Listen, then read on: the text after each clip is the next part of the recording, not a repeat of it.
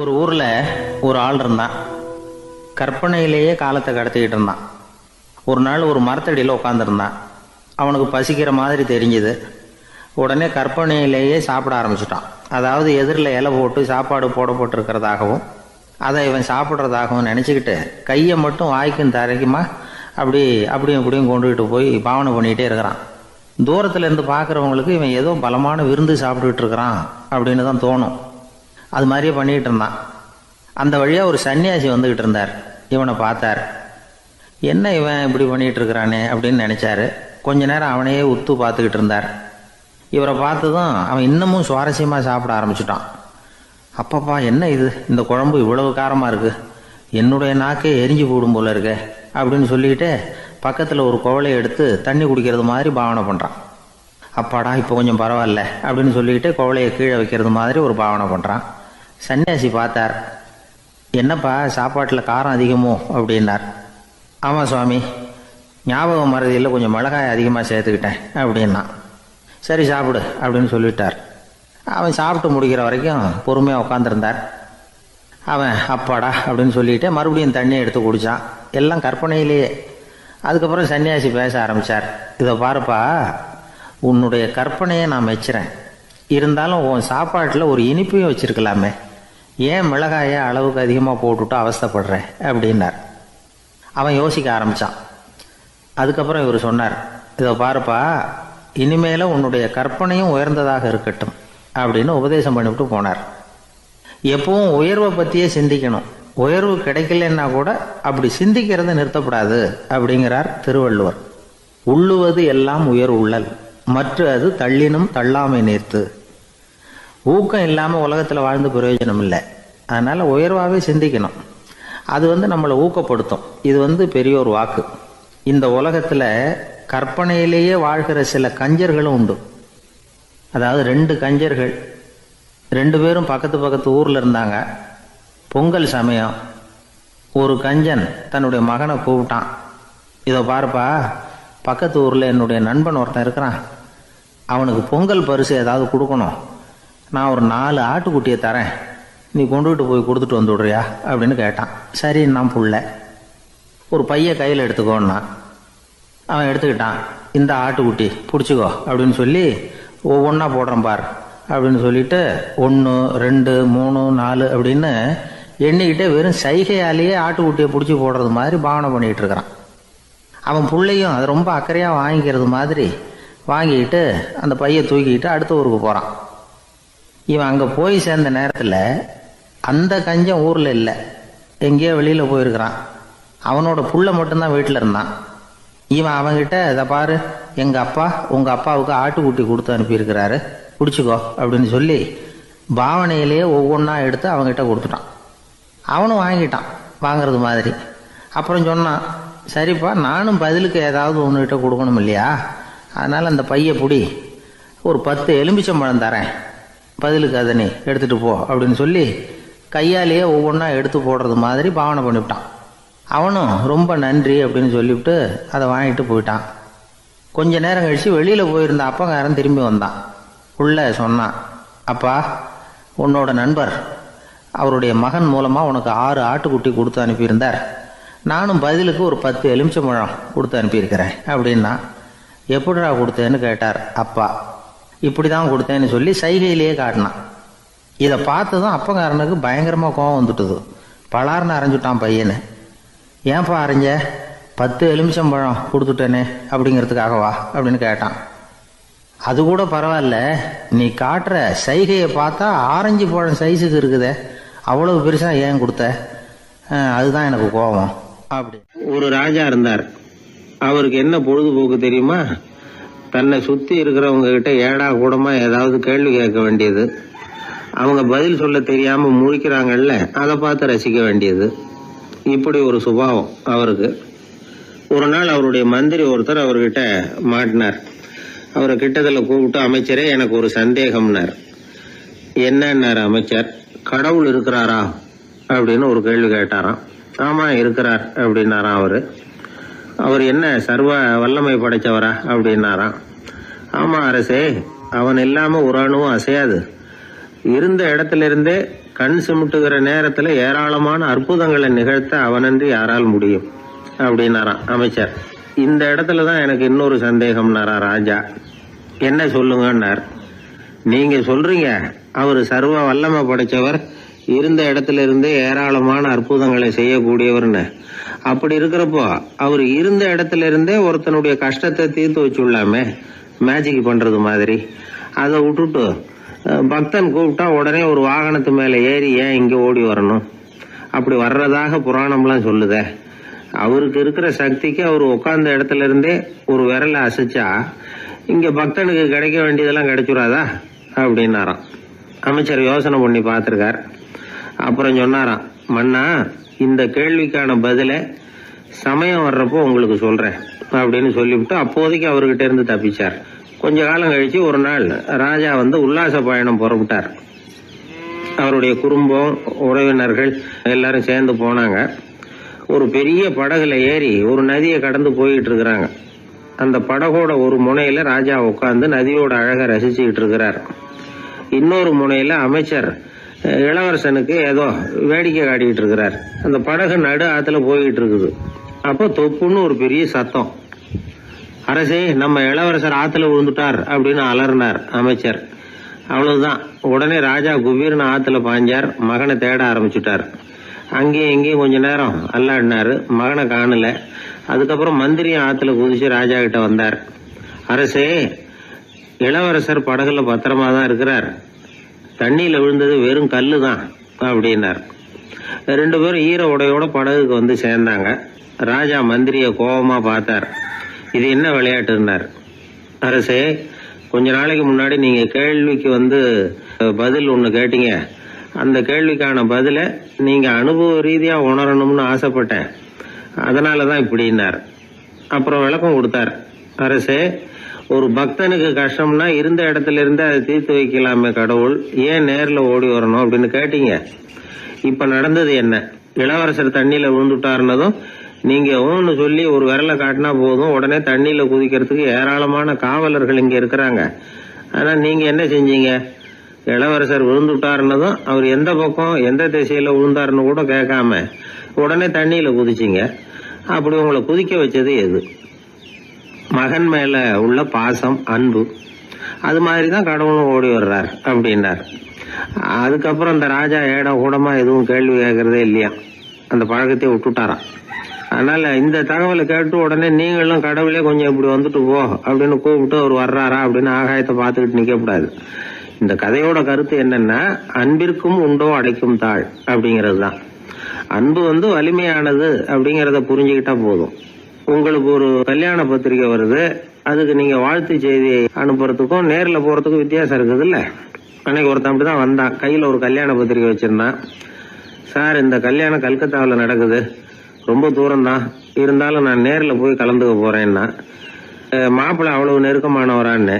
இல்ல சார், மாப்பிள்ளையே நான் தான் அப்படிங்கிறான். எல்லாமே நாற்காலிக்கு ஆசைப்படாதவர்கள் அப்படின்னு சொல்லிட முடியாது. ஏன்னா நிறைய பேர் நாற்காலிக்கு ஆசைப்படுறவங்கள நாம் பார்க்குறோம். உட்கார்றதுக்கு ஒரு நாற்காலி கிடைச்சிடாதா? அதோட ஒரு கால் உடஞ்சி முக்காலியாக இருந்தாலும் பரவாயில்ல, ஒரு மாதிரியாக அனுசரித்து உட்காந்துக்கலாம் அப்படின்னு அலையிறவங்க எத்தனை பேர்? இந்த காலத்தில் மட்டும்தான் அப்படின்னு இல்லை, அந்த காலத்துலேயும் இதே மாதிரி ஆசைகள் சபலங்கள் இருந்திருக்கும் போல இருக்கு. பரமசிவன் வசிஷ்டருக்கு ஒரு விசேஷமான ஆசனத்தை கொடுத்துருந்தாராம். சரி, அப்படி என்ன அதில் விசேஷம்னா, வசிஷ்டர் ஒரு குறிப்பிட்ட இடத்துக்கு போகணும்னு நினச்சி புறப்படுறாருன்னு வச்சுக்கோங்க. அவருக்கு முன்னாடியே இந்த ஆசனம் புறப்பட்டுரும். போய் ஒரு வசதியான இடமா பார்த்து இருந்துக்கும். வசிஷ்டர் போவார். அங்கே போனதும் எங்கே உட்காரலாம்ங்கிற இட பிரச்சனையெல்லாம் அவருக்கு ஏற்படுறதில்ல. அதுதான் இவருடைய இருக்கை அங்கே முன்னாடியே போய் காத்துக்கிட்டு இருக்குதே. நேராக போவார், அதில் உட்காந்துக்குவார். மற்ற முனிவர்கள்லாம் இதை பார்த்தாங்க. அவங்களுக்கு பொறாமையாக இருந்துதான். எல்லாரும் ஒரு இடத்துல கூடி இதை பற்றி பேசியிருக்கிறாங்க. என்ன இது, நாமளும் அவரை மாதிரி தானே இருக்கிறோம், இருந்தாலும் நமக்கும் அது மாதிரி ஒரு ஆசனம் கிடைக்கலையே அப்படின்னு யோசனை பண்ணியிருக்காங்க. சரி, நேராக பரமசிவன்கிட்டே போவோம், இதை பற்றி கேட்போம் அப்படின்னு நினச்சிக்கிட்டு போனாங்களாம். பரமசிவனை பார்த்துருக்குறாங்க. ஐயா, நாங்களும் முனிவர்கள் தானே, வசிஷ்டர் பண்ணுறது மாதிரி நாங்களும் உங்களை குறித்து கடும் தவம் பண்ணிக்கிட்டு தானே இருக்கிறோம். அப்படி இருக்கும் பொழுது அவருக்கு மட்டும் ஏன் இந்த விசேஷ சலுகை? அப்படின்னு கேட்டிருக்காங்க. அதுக்கு பரமசிவன் சொன்னாராம், முனிவர்களே, உங்கள் கேள்விக்கு நான் பதில் சொல்கிறேன், ஆனால் அதுக்கு முன்னாடி நீங்கள் ஒரு காரியம் பண்ணணும்னாராம். என்ன செய்யணும் சொல்லுங்கன்னு இருக்காங்க. நீங்கள் ஒவ்வொருத்தரும் தனித்தனியாக போய் உங்களை விட உயர்ந்த ஒருத்தரை தேடி கண்டுபிடிச்சி அவருக்கு அதிதி பூஜை பண்ணி அவரை ஒரு மண்டலத்துக்குள்ளே என்கிட்ட அழைச்சிட்டு வந்துருங்க அப்படின்னாராம். சரின்னு எல்லாரும் புறப்பட்டுருக்காங்க. அவங்க போனதுக்கப்புறம் நந்தி தேவனை அழைச்சி வசிஷ்டரை கூப்பிட்டுக்கிட்டு வர சொன்னாராம். அவர் வந்தார், வணங்கினார். வசிஷ்டரே, இன்னையிலேருந்து ஒரு மண்டலத்துக்குள்ளே உங்களை விட தாழ்ந்தவர் ஒருத்தரை தேடி கண்டுபிடிச்சி அவருக்கு அதிதி பூஜை பண்ணி அவரை என்கிட்ட கூப்பிட்டுட்டு வாங்கன்னு விட்டார். சரின்னு இவரும் புறப்பட்டு போயிட்டார். கொஞ்ச நாள் ஆச்சு. முனிவர்கள்லாம் திரும்பி வந்தாங்க. பரமசிவன் முன்னாடி வந்து நின்னாங்க. ஐயா, எவ்வளவோ தேடி பார்த்துட்டோம், எங்களை விட உயர்ந்தவர்கள் யாருமே கிடைக்கல அப்படின்னாங்களாம். வசிஷ்டரும் வந்து சேர்ந்தார். ஐயா, எவ்வளவோ தேடி பார்த்தேன், என்னை விட தாழ்ந்தவர் யாருமே கிடைக்கல அப்படின்னாராம். அவரே தொடர்ந்து சொன்னார், என்னுடைய மனைவி எனக்கு அடங்கினவ தானே, அவளுக்காவது அதிதி பூஜை பண்ணி அழைச்சிட்டு வந்துடலாமான்னு யோசித்து பார்த்தேன். என்னோட மனசு அதுக்கும் இடம் கொடுக்கல. ஏன்னா அவளோட பதி விரதத்துக்கு முன்னாடி நாம் ஏமாத்திரம் அப்படின்னு யோசித்து பார்த்தேன். அதனால் அந்த எண்ணத்தையும் கைவிட்டுட்டேன் அப்படின்னு ரொம்ப வருத்தத்தோடு சொன்னாராம். இதை கேட்ட உடனே மற்ற முனிவர்களுக்கு வெக்கமாக போச்சு. இந்த உலகத்தில் நம்மளை விட மேலானவங்க யாருமே இல்லைன்னு நாம் நினச்சோம். வசிஷ்டரோ தன்னை விட தாழ்வானவங்க யாருமே இல்லைன்னு நினைக்கிறார். பரமசிவன் ஏன் அந்த ஆசனத்தை அவருக்கு மட்டும் கொடுத்தார் அப்படிங்கிற கேள்விக்கான பதில் அவங்களுக்கு கிடச்சிட்டு தான். இந்த காலத்தில் நாம் எப்படி நினைக்கிறோம்னா, எல்லாரும் நம்மளை விட மட்டமானவங்கன்னு நினைக்கிறோம். அதனால் நாம் மட்டும் நாற்காலியில் உட்காந்தா போதும் அப்படின்னு நினைக்கிறோம். ஏமாந்து போனவங்க சந்தர்ப்பம் பார்த்து காலை வாரி விட்டுறாங்க, கீழே விழுந்து காலை உடச்சிக்கிறோம். அதுதான் இன்றைக்கி நடக்கிறது. ஒரு அம்மா தன்னோட வீட்டுக்காரரை ஒரு மனோதத்துவ டாக்டர்கிட்ட அழைச்சிட்டு போனாங்களாம். என்ன ப்ராப்ளம்னு கேட்டிருக்காரு டாக்டர். எங்கள் வீட்டுக்காரர் அடிக்கடி நாற்காலியில் உட்காந்து காலை உடச்சிக்கிறார் அப்படின்னாங்களாம். அப்படின்னா அந்த நாற்காலியில் தான் ஏதோ கோளாறு அப்படின்னாரான் டாக்டர். அப்படி இருக்க முடியாது டாக்டர் அப்படின்னாங்களாம் அந்த அம்மா. அது எப்படி அவ்வளோ உறுதியாக சொல்கிறீங்கன்னு கேட்டிருக்காரு அந்த டாக்டர். எங்கள் வீட்டில் நாற்காலியே கிடையாது டாக்டர், இவர் இருக்கிறதா நினச்சிக்கிட்டு உட்கார்றார், அதுதான் ப்ராப்ளம். ஒரு நண்பர், அவர்கிட்ட பேசிக்கிட்டு இருந்தேன். மனித உறவுகள் பற்றி அவர் சொல்லிகிட்டு இருந்தார். அமெரிக்காவில் தந்தை மகன் உறவு எப்படி இருக்குது அப்படிங்கிறத விளக்கிறதுக்கு அவர் ஒரு கதையை சொன்னார். ஒரு அப்பா பகல் பூராவும் அலுவலகத்தில் வேலை, ஓடி ஆடி உழைச்சிக்கிட்டு களைச்சி போய் ராத்திரி 10 மணிக்கு மேலே வீடு திரும்பினான். வீட்டு வாசலில் அவரோட மகன் காத்துக்கிட்டு இருக்கிறான், இன்னமும் தூங்கலை. அப்பா வாசல்லையே தடுத்து நிறுத்தி, அப்பா உனக்கு சம்பளம் எவ்வளவு அப்படின்னு கேட்குறான். ஏற்கனவே ஆஃபீஸு பிரச்சனைகளால் அழுத்து போய் திரும்புகிற அப்பாவுக்கு கோவம் வந்துடுது. என்னடா இப்படிலாம் கேளுன்னு உங்கள் அம்மா உனக்கு சொல்லி கொடுத்தாளா அப்படின்னு சொல்லிவிட்டு உள்ளே போய் சட்டையை கட்டி மாட்டி விட்டு குளிச்சு விட்டு மறுபடியும் வெளியில் வந்து உடையை மாற்றுகிற சமயம் அப்போ மறுபடியும் மகன் உள்ளே வந்து நிற்கிறான் அவர் முன்னாடியே. அப்பா உனக்கு எவ்வளவு சம்பளங்கிறான் மறுபடியும். அப்பாவுக்கு எரிச்சல் அதிகமாகிட்டுது. மணிக்கு $20 போதுமா அப்படின்னார். அப்படின்னா எனக்கு ஒரு $10 தர முடியுமான்னா மகன். இதுக்கு தான் என் சம்பளம் எவ்வளவுன்னு கேட்டியா, 2ஆம் வகுப்பு படிக்கிற உனக்கு எதுக்குடா $10 அப்படின்னு கத்திவிட்டு தொலைக்காட்சி பெட்டியின் முன்னாடி போய் உட்காந்துக்கிட்டு ஏதோ நிகழ்ச்சியை பார்க்க ஆரம்பிச்சிட்டார். கொஞ்ச நேரம் கழித்து மறுபடியும் மகன் வந்து நிற்கிறான். அப்பா ப்ளீஸ் எனக்கு ஒரு $10 கொடுக்க முடியுமா? மகனுடைய கண்களில் கண்ணீர். என்னடா அவன் கண்ணீரை காட்டி காரியம் சாதிக்கலாம்னு பார்க்குறியா, ஒரு காசு கூட கொடுக்க மாட்டான் போ அப்படின்னு விரட்டி விட்டான். மகன் கண்ணீரை தொடச்சிக்கிட்டே கண்ணை தொடச்சிக்கிட்டு பேசாமல் போய் படுத்துக்கிட்டானான். கொஞ்ச நேரம் ஆச்சு. அப்பாவோட கோபம் கொஞ்சம் கொஞ்சமாக குறைஞ்சிது. பிள்ளைகிட்ட கோபமாக கத்துனது தப்பு தாங்கிறது புரிஞ்சுது அவனுக்கு. எழுந்திரிச்சு போனான், படுக்கை இறக்கி போனான். மகனை பார்த்தான். அவன் தலையணையை கட்டி பிடிச்சிக்கிட்டு அழுதுகிட்டு இருக்கிறான். அவனை மெல்ல நெருங்கி அவங்ககிட்ட எதமாக பேசுகிறதுக்கு ஆரம்பித்தானான். எதுக்குடா உனக்கு $10 பள்ளிக்கூடத்தில் கேட்டாங்களா அப்படின்னு கேட்டானான். மகன் சொல்லியிருக்கான், இல்லை டாடி, உனக்கு 1 மணி நேரம் சம்பளம் $20ன்னு சொன்னேன். நீ ஏற்கனவே எனக்கு கொடுத்த பாக்கெட் மணி $10 என்கிட்ட இருக்குது. இப்போ நீ இன்னொரு $10 கொடுத்தீங்கன்னா அதையும் சேர்த்து $20 ஆகிடும். அந்த $20 நான் உனக்கு கொடுத்துருவேன். அப்படி கொடுத்தா நீ என் கூட 1 மணி நேரம் செலவழிப்ப இல்லையா, அதுக்காக தான் $10 கேட்டேன் அப்படின்னு சொன்னானான். அந்த அப்பா கண்ணு கலங்கி போச்சான். ஆதரவோடு தன்னுடைய மகனை கட்டி பிடிச்சி அழ ஆரம்பிச்சிட்டாராம். இதுதான் நண்பர் சொன்ன கதை. அமெரிக்கா மட்டும் இல்லை, உலகம் பூராவும் இன்றைக்கி மனித உறவுகள் இப்படி தான் மாறிக்கிட்டு இருக்கு. பெரியவர்கள் அறிவுரை என்ன தெரியுமா? உங்கள் குழந்தைகளிடமிருந்து குழந்தை பருவத்தை பிரித்து விடாதீர்கள் அப்படிங்கிறது தான். அதாவது இன்றைய குழந்தைகள் தங்கள் பிருந்தாவனத்தை இழந்து விடுகிறார்கள் அப்படிங்கிறது அவங்களுடைய கருத்து. இந்த நிலைக்கு நாம் காரணமாக இருந்துடக்கூடாது. குழந்தைகளோட விளையாடுவோம், குடும்பத்தோடு உறவாடுவோம் அப்படிங்கிறது தான் நம்முடைய நோக்கமாக இருக்கணும். இன்றைய உறவு முறைக்கு இன்னொரு உதாரணம் சொல்லுவாங்க. ஒருத்தர் வந்தாராம், அவர் பக்கத்தில் ஒரு சின்ன பையன். நாம் அவரை விசாரிக்கிறோம், யார் இந்த பையன் அப்படின்னா அவர் சொல்கிறார், இவன் எனக்கு தூரத்து உறவு அப்படின்னாராம். இந்த தூரத்து உறவுன்னா எப்படின்னு இருக்கான். இதுக்கு அவன் சொல்லியிருக்கிறான், இவன் எங்கள் அப்பாவுக்கு 8வது புள்ள அப்படின்னான். தானத்தில் சிறந்தது எது அப்படின்னு ஒரு கேள்வியை கேட்டு, தானத்தில் சிறந்தது நிதானம் அப்படின்னு அதுக்கு ஒரு பதிலும் சொல்கிறவங்க உண்டு. நிதானம் ரொம்ப அவசியம். அதுவும் இன்றைய உலகத்துக்கு ரொம்ப அவசியம். இன்றைக்கி உலகம் ரொம்ப பரபரப்பாக போய்கிட்டு இருக்குது. பொறுமையாக இருக்கணும்னு நினைக்கிறவங்களால கூட அப்படி இருக்க முடியறதில்ல. பொறுமையை சோதிக்கிறது மாதிரி பல சம்பவங்கள். அதையெல்லாம் சந்திச்சே தீர வேண்டியிருக்குது. எங்கே போனாலும் க்யூவில் நிற்க வேண்டியிருக்குது. எங்கே போனாலும் காத்துக்கிட்டு இருக்க வேண்டியிருக்கு. ஆஃபீஸ்லேயோ வீட்லேயோ கூட நீங்கள் நிதானமாக பொறுமையாக நடந்துக்க தெரியலன்னா உங்களுக்கு சிடுமூஞ்சி, முசுடு இப்படிலாம் பேர் வச்சுருவாங்க. அது உங்களுக்கு தேவையா? சரி, வாழ்க்கையில் பொறுமைசாலின்னு பேர் வாங்கிறதுக்கு என்ன வழி? முதல் பாயிண்ட், நீங்கள் நினைக்கிறது, எதிர்பார்க்கறது, செய்கிறது எல்லாமே 100% கரெக்டாக நடக்கணும்னு ஆசைப்படக்கூடாது. எதுவாக இருந்தாலும் அதில் ஓரளவுக்கு தவறு நடக்கலாம் அப்படிங்கிறத எதிர்பார்த்தே இருக்கணும். ஓரளவுக்கு அதை அனுமதிக்கணும். ஒரு நண்பரை 6 மணிக்கு ஒரு இடத்துக்கு வர சொல்லியிருக்கிறீங்க. 6 மணிக்கு அவர் வரலை. உடனே பொறுமை இழந்து நடந்துக்கக்கூடாது. ஒரு 10 நிமிஷம் டிலே ஆகலாம். ஒரு வர்ற வழியில் பஸ்ஸு கூட ஏதாவது டிராஃபிக்கில் மாட்டியிருக்கலாம். அதெல்லாம் எதிர்பார்த்தே கொஞ்சம் காத்திருக்கிறதுல ஒன்றும் தப்பு இல்லை.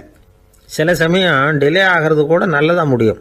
ஒரு பஸ்ஸை தவற விட்டுட்டு, ஐயோ கொஞ்சம் ஒரு 2 நிமிஷம் முன்னாடி வந்திருந்தா பிடிச்சிருக்கலாமே அப்படின்னு தவிச்சிக்கிட்டு இருப்பாங்க சில பேர். அடுத்தபடியாக வர்ற பஸ்ஸு நேரடியாக நீங்கள் போக வேண்டிய இடத்துக்கே கொண்டு போய் விடுற பஸ்ஸாக கூட இருக்கலாம்.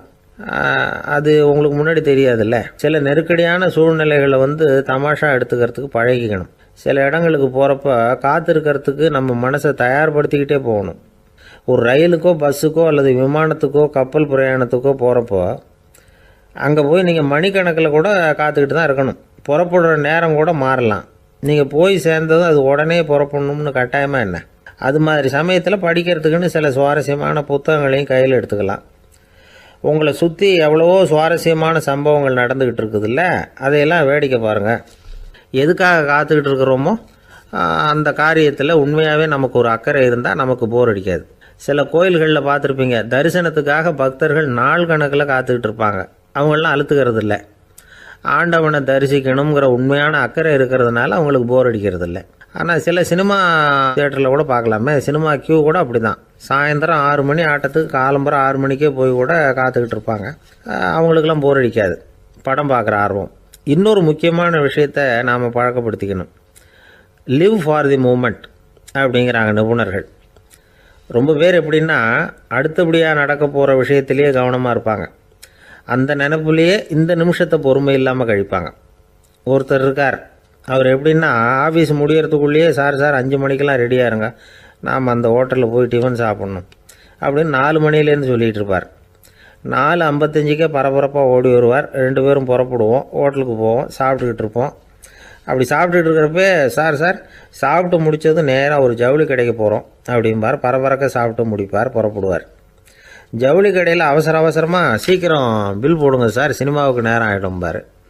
சினிமா தியேட்டரில் உட்காந்து அடுத்தபடியாக எங்கே டின்னர் சாப்பிட்றதுன்னு யோசனை பண்ணிகிட்டு இருப்பார். ராத்திரி படுக்கையில் விழுந்ததுக்கு அப்புறமும் நாளைக்கு காலையில் எழுந்திரிச்சதும் அதை பண்ணணும் இதை பண்ணணும்னு திட்டம் போட்டுக்கிட்டே இருப்பார். அதாவது எப்போவும் அடுத்த நிமிஷம், அடுத்த நாள், அடுத்த வாரம், அடுத்த வருஷம், இதுதான் அவங்க சிந்தனை. இந்த நிமிஷம் என்ஜாய்மெண்ட்டை அவங்க இழந்துடுறாங்களாம். அதனால தான் வாழ்நாள் பூரா பொறுமையின்மை, அவஸ்தை, அல்லல். அதனால் நாம் எல்லாரும் வாழ்க்கையில் நிதானமாக இருக்கிறதுக்கு கற்றுக்கணுமா. அதுக்காக இந்த நிதானத்துக்கு வேறு விதமான அர்த்தம் பண்ணிக்கக்கூடாது. ஒருத்தர் அப்படித்தான் ஒரு தடவை அவருடைய குதிரை காணாமல் போயிட்டு தான்.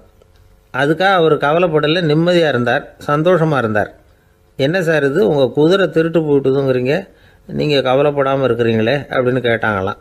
அதுக்கு அவர் சொல்லியிருக்கார், நல்ல வேலை சார், கட்டியிருந்த குதிரை காணாமல் போயிருக்குது, நான் அது மேலே உட்காந்துருக்கிற சமயம் அது காணாமல் போயிருந்ததுன்னா, திருட்டு போயிருந்ததுன்னா நானும் சேர்ந்துல காணாமல் போயிருப்பேன் அப்படின்னாராம். எவ்வளவு நிதானமான ஆள் பாருங்க. ஒரு ஊரில் 4 நண்பர்கள் இருந்தாங்க. 4 பேரும் சோம்பேறிகள். 4 பேருக்கும் எந்த வேலையும் செய்யறதுக்கு உடம்பு வளையறதில்ல. இருந்தாலும் சோம்பேறித்தனத்தில் ஒருத்தருக்கு ஒருத்தர் கொஞ்சம் வித்தியாசம் உண்டு. அதுக்கு தகுந்த மாதிரி அவங்களுக்கு பேர் அமைஞ்சு போச்சு. ஒருத்தன் கால் சோம்பேறி, இன்னொருத்தன் அரை சோம்பேறி, அடுத்தவன் முக்கால் சோம்பேறி, கடைசி ஆள் முழு சோம்பேறி. இவங்க 4 பேரும் நண்பர்கள். அப்புறம் எப்படி காரியம் நடக்கும்? 4 பேரும் ஒரு வீதியில் அப்படியே நடந்து போய்கிட்டு இருக்கிறாங்க. நல்ல பசி. எங்கேயாவது சோறு போடுவாங்களா அப்படின்னு பார்த்துக்கிட்டே வந்தாங்க. அவங்க வந்த வழியில் ஒரு ரூபா காசு கிடந்தது தரையில். அவங்க கண்ணில் அது பட்டுது. ஆனாலும் அதை குனிஞ்சு எடுக்கணுமே, அதுக்கு சோம்பேறித்தனம். முழு சோம்பேறி பார்த்தான். பக்கத்தில் வந்துக்கிட்டு இருந்த முக்கால் சோம்பேறிக்கிட்ட சொன்னானா, டேய் அதை கொஞ்சம் குனிஞ்சு எடுறா அப்படின்னானா. அவன் என்ன பண்ணான் தெரியுமா? அதுக்கு அடுத்தபடியாக வந்த அரை சோம்பேறிக்கிட்ட சொன்னானா, டேய் நீ அதை கொஞ்சம் குனிஞ்சு எடுறா அப்படின்னானா. அவன் இவனை விட மோசம். அடுத்தவங்ககிட்ட சொல்லியிருக்கிறான். அவனும் குனியறதுக்கு தயாராக இல்லை. ஆக கூடி கடைசியில் யாருமே காசை எடுக்கலை. என்னத்துக்கு அனாவசியமாக உடம்ப வளைச்சிக்கணும் அப்படின்னு எல்லாரும் பேசாமல் வந்துட்டாங்க. அவங்க பாட்டுக்கு நடந்து வந்துக்கிட்டே இருக்கிறாங்க. எதிரில் ஒருத்தன் வாழைப்பழத்தை வண்டியில் வச்சு தள்ளிகிட்டே வந்தான். ரூபாய்க்கு 4 பழம்னு கூவி விற்றுக்கிட்டே வர்றான். இப்போ அந்த முழு சோம்பேறி சொன்னானா, டேய் வழியில் கிடந்ததை ரூபா, அதையாவது எடுத்துக்கிட்டு வந்திருந்தா இப்போ இந்த பழத்தை வாங்கி ஆளுக்கு ஒன்று சாப்பிட்லாமே அப்படின்னானா. ஆமாம் சாப்பிட்ருக்கலாமே அப்படின்னாங்களாம் மற்றவங்களும். ஆனாலும் திரும்பி போய் அதை எடுக்கணும்னு யாருக்கும் தோணலை. பேசாமல் சோர்ந்து போய் நடந்து வந்தாங்களாம்.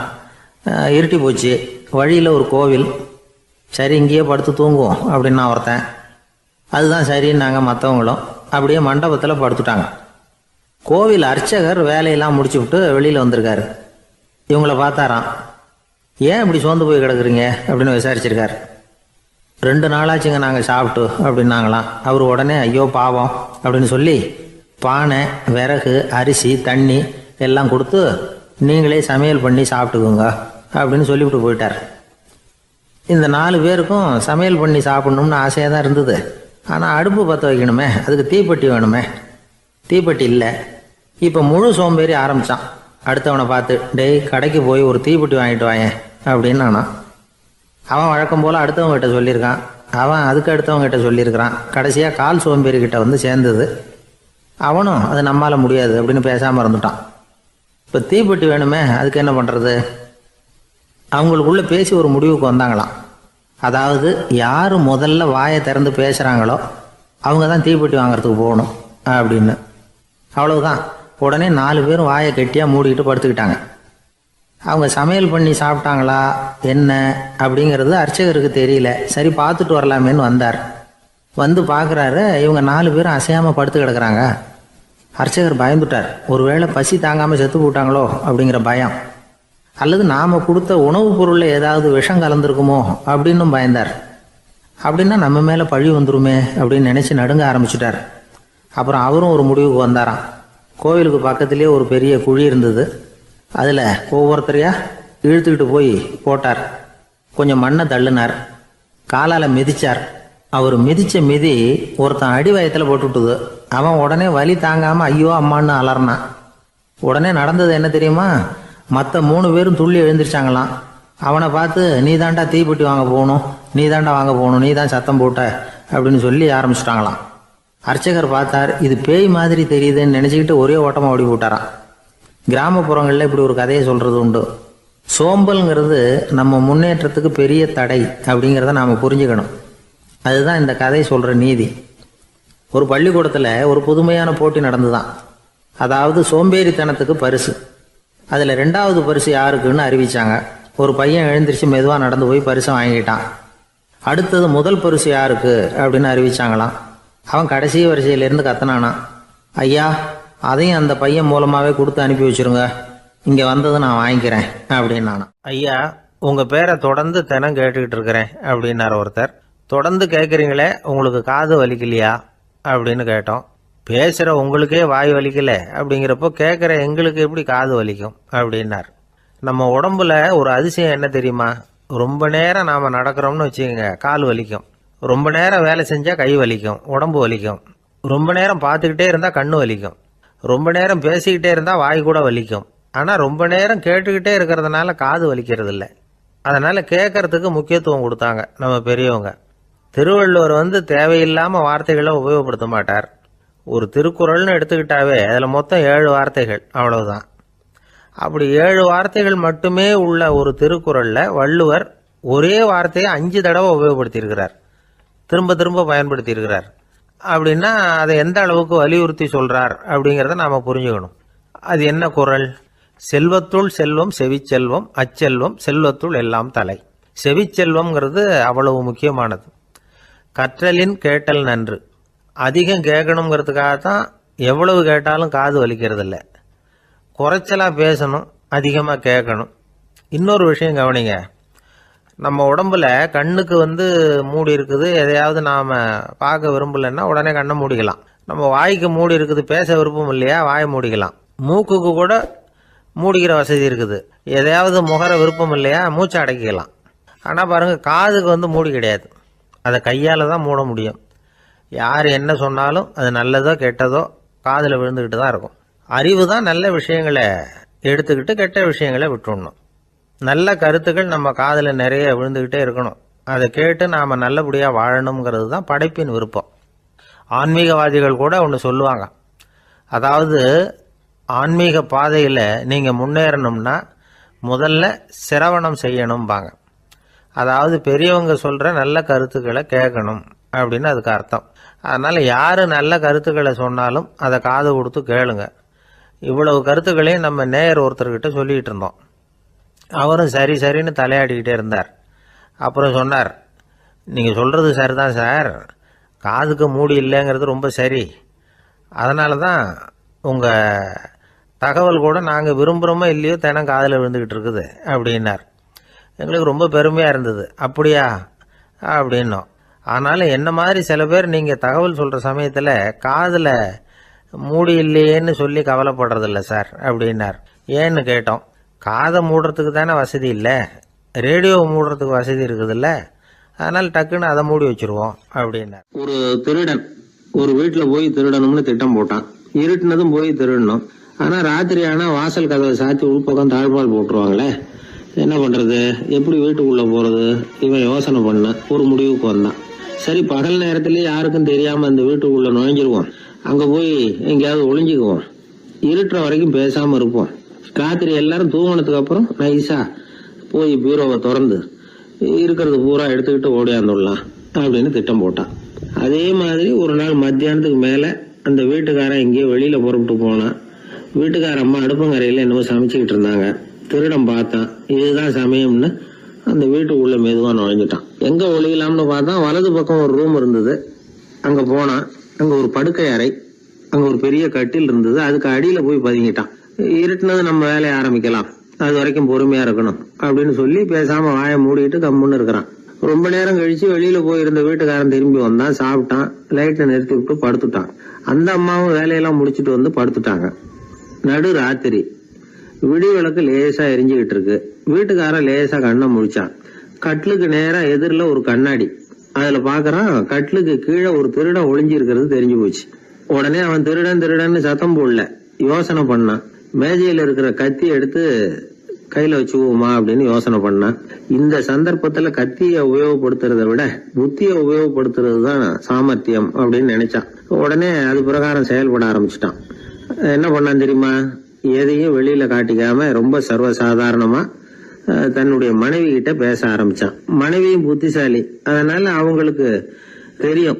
அவங்களும் வீட்டுக்காரர் கேட்ட கேள்விக்கு பொருத்தமா பதில் சொல்ல ஆரம்பிச்சாங்க. இவன் கேட்டான், இத பாரு, நமக்கு குழந்தை பிறந்தா அதுக்கு கிருஷ்ணமூர்த்தின்னு தான் பேர் வைக்கணும் அப்படின்னா. அதெல்லாம் முடியாது. ஆம்பளை பிள்ளையா இருந்தா ஏகாம்பரம், பொம்பளை பிள்ளையா இருந்தா பங்கஜவல்லி, இதுதான் அவங்க மாமனார் மாமியார் பேர், அதான் வைக்கணும் அப்படின்னாங்க அந்த அம்மா. அதெல்லாம் முடியாது, நான் முடிவு பண்ணிவிட்டேன் கிருஷ்ணமூர்த்தின்னு கத்துனா அவன். இல்ல ஏகாம்பரம் பங்கஜவல்லின்றது இந்த அம்மா. வாதம் முத்தி போச்சு. கிருஷ்ணமூர்த்தி கிருஷ்ணமூர்த்தி கிருஷ்ணமூர்த்தின்னா அவன். ஏகாம்பரம் பங்கஜவல்லி ஏகாம்பரம் பங்கஜவல்லின்னு இவங்க கத்துறாங்க. ஒரே சத்தமா போச்சு. இத கேட்டதும் பக்கத்து வீட்டுல இருந்தவங்க, எழுத்த வீட்டுல இருந்தவங்க எல்லாம் எழுந்திரிச்சு ஓடி வந்து இவங்க வீட்டு கதவை தட்ட ஆரம்பிச்சுட்டாங்க, தட தடன்னு. இவன் சாவகாசமா எழுந்திரிச்சு போய் கதவை திறந்தான். என்னங்க இந்த ராத்திரி வேலையில எங்களையெல்லாம் ஏன் கூப்பிட்டீங்க, யாருக்கு என்ன ஆச்சு அப்படின்னு கேட்டாங்க. கேட்டது யாருன்னா பக்கத்து வீட்டு கிருஷ்ணமூர்த்தி, எதிர்த்த வீட்டு ஏகாம்பரம், பங்கஜவல்லி எல்லாரும். அடடே, உங்களை கூப்பிடலீங்க, குழந்தைக்கு பேர் வைக்கிறது சம்பந்தமா எங்களுக்குள்ள சண்டை வந்துட்டுது, அதுதான் விஷயம். வேணும்னா இதை கட்டிலுக்கு அடியில ஒளிஞ்சிட்டு இருக்கிறானே ஒருத்தன், அவனை கூட கேட்டு பாருங்க, அவன் தான் இதுக்கு சாட்சி அப்படிங்கிறான் அந்த ஆளு. உடனே எல்லாரும் விஷயத்தை புரிஞ்சுக்கிட்டு திருடனை பிடிச்சி போலீஸ்ல ஒப்படைச்சிட்டாங்களாம். நெருக்கடியான நேரங்கள்ல பதறாம புத்திசாலித்தனமா செயல்படணுங்கிறத தெரிஞ்சுக்கிறதுக்காக இந்த கதை.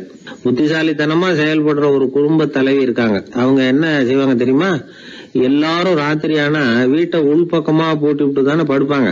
ஆனா அந்த அம்மா என்ன பண்ணுவாங்கன்னா, வீட்டை வெளிப்பக்கமா ஒரு பூட்டு போட்டு பூட்டி விடுவாங்க. எழுத்த வீட்டுக்காரங்க கிட்ட சொல்லி தினமும் இப்படி பூட்டி விட சொல்றது பழக்கம். ஏங்க அப்படி செய்யறீங்க, திருடன் சுலபமா உள்ளே வந்துடக்கூடாதுங்கிறதுக்காகவா அப்படின்னு கேட்டாங்க. இல்லைங்க, சுலபமா வெளியில போயிடக்கூடாதுங்கிறதுக்காக அப்படின்னாங்க. என்னங்க சொல்றீங்க அப்படின்னு கேட்டாங்க. ஆமாங்க, இவருக்கு அந்த பழக்கம் உண்டு அப்படின்னு தன்னுடைய வீட்டுக்காரரை காட்டினாங்க. பக்கத்து வீடுகள் பத்திரமா இருக்கணுங்கிறதுக்காக தன்னுடைய வீட்டை பூட்டி வைக்கிறது ஒரு பெரிய விஷயம் தானே. நடந்து போய்கிட்டு இருந்தார். அவர் தோள்ல ஒரு பெரிய துணி மூட்டை, அதை சுமந்துக்கிட்டு கடத்தெருவை நோக்கி அவர் போய்கிட்டு இருக்கிறார். வழியில் அவரை சந்திச்சார் உமர். அவர் கேட்டார், கலீஃபா அவர்களே, எங்க புறப்பட்டுட்டீங்க அப்படின்னு கேட்டார். கலீஃபான்னா ஆட்சித்தலைவர்னு அர்த்தம். இதுக்கு அவர் சொன்னார், நான் துணி வணிகம் செய்கிறவன், அதனால துணி வியாபாரம் செய்யறதுக்காக போயிட்டு இருக்கிறேன்னார். நீங்க இப்போ இந்த நாட்டுக்கு ஆட்சித்தலைவர், ஆட்சி பொறுப்புல இருக்கிறீங்க, நீங்க வியாபாரம் செய்ய போட்டா அரசு பணிகளை செய்யறது யாரு அப்படின்னு கேட்டார் அவர். நான் அரசு பணிகளை மட்டுமே செஞ்சுக்கிட்டு இருந்தா என் குடும்பத்தை காப்பாத்துறது யாரு அப்படின்னு கேட்டார் அவர். இப்படி கேட்டவர் யார் தெரியுமா, அவர் தான் அபூபக்கர், இறை தூதர் முகமது அவர்களுக்கு பிறகு கலீஃபாவாக தேர்ந்தெடுக்கப்பட்டவர். அப்போலாம் ஆட்சி தலைவர்களுக்கு சம்பளம்னு எதுவும் கிடையாது.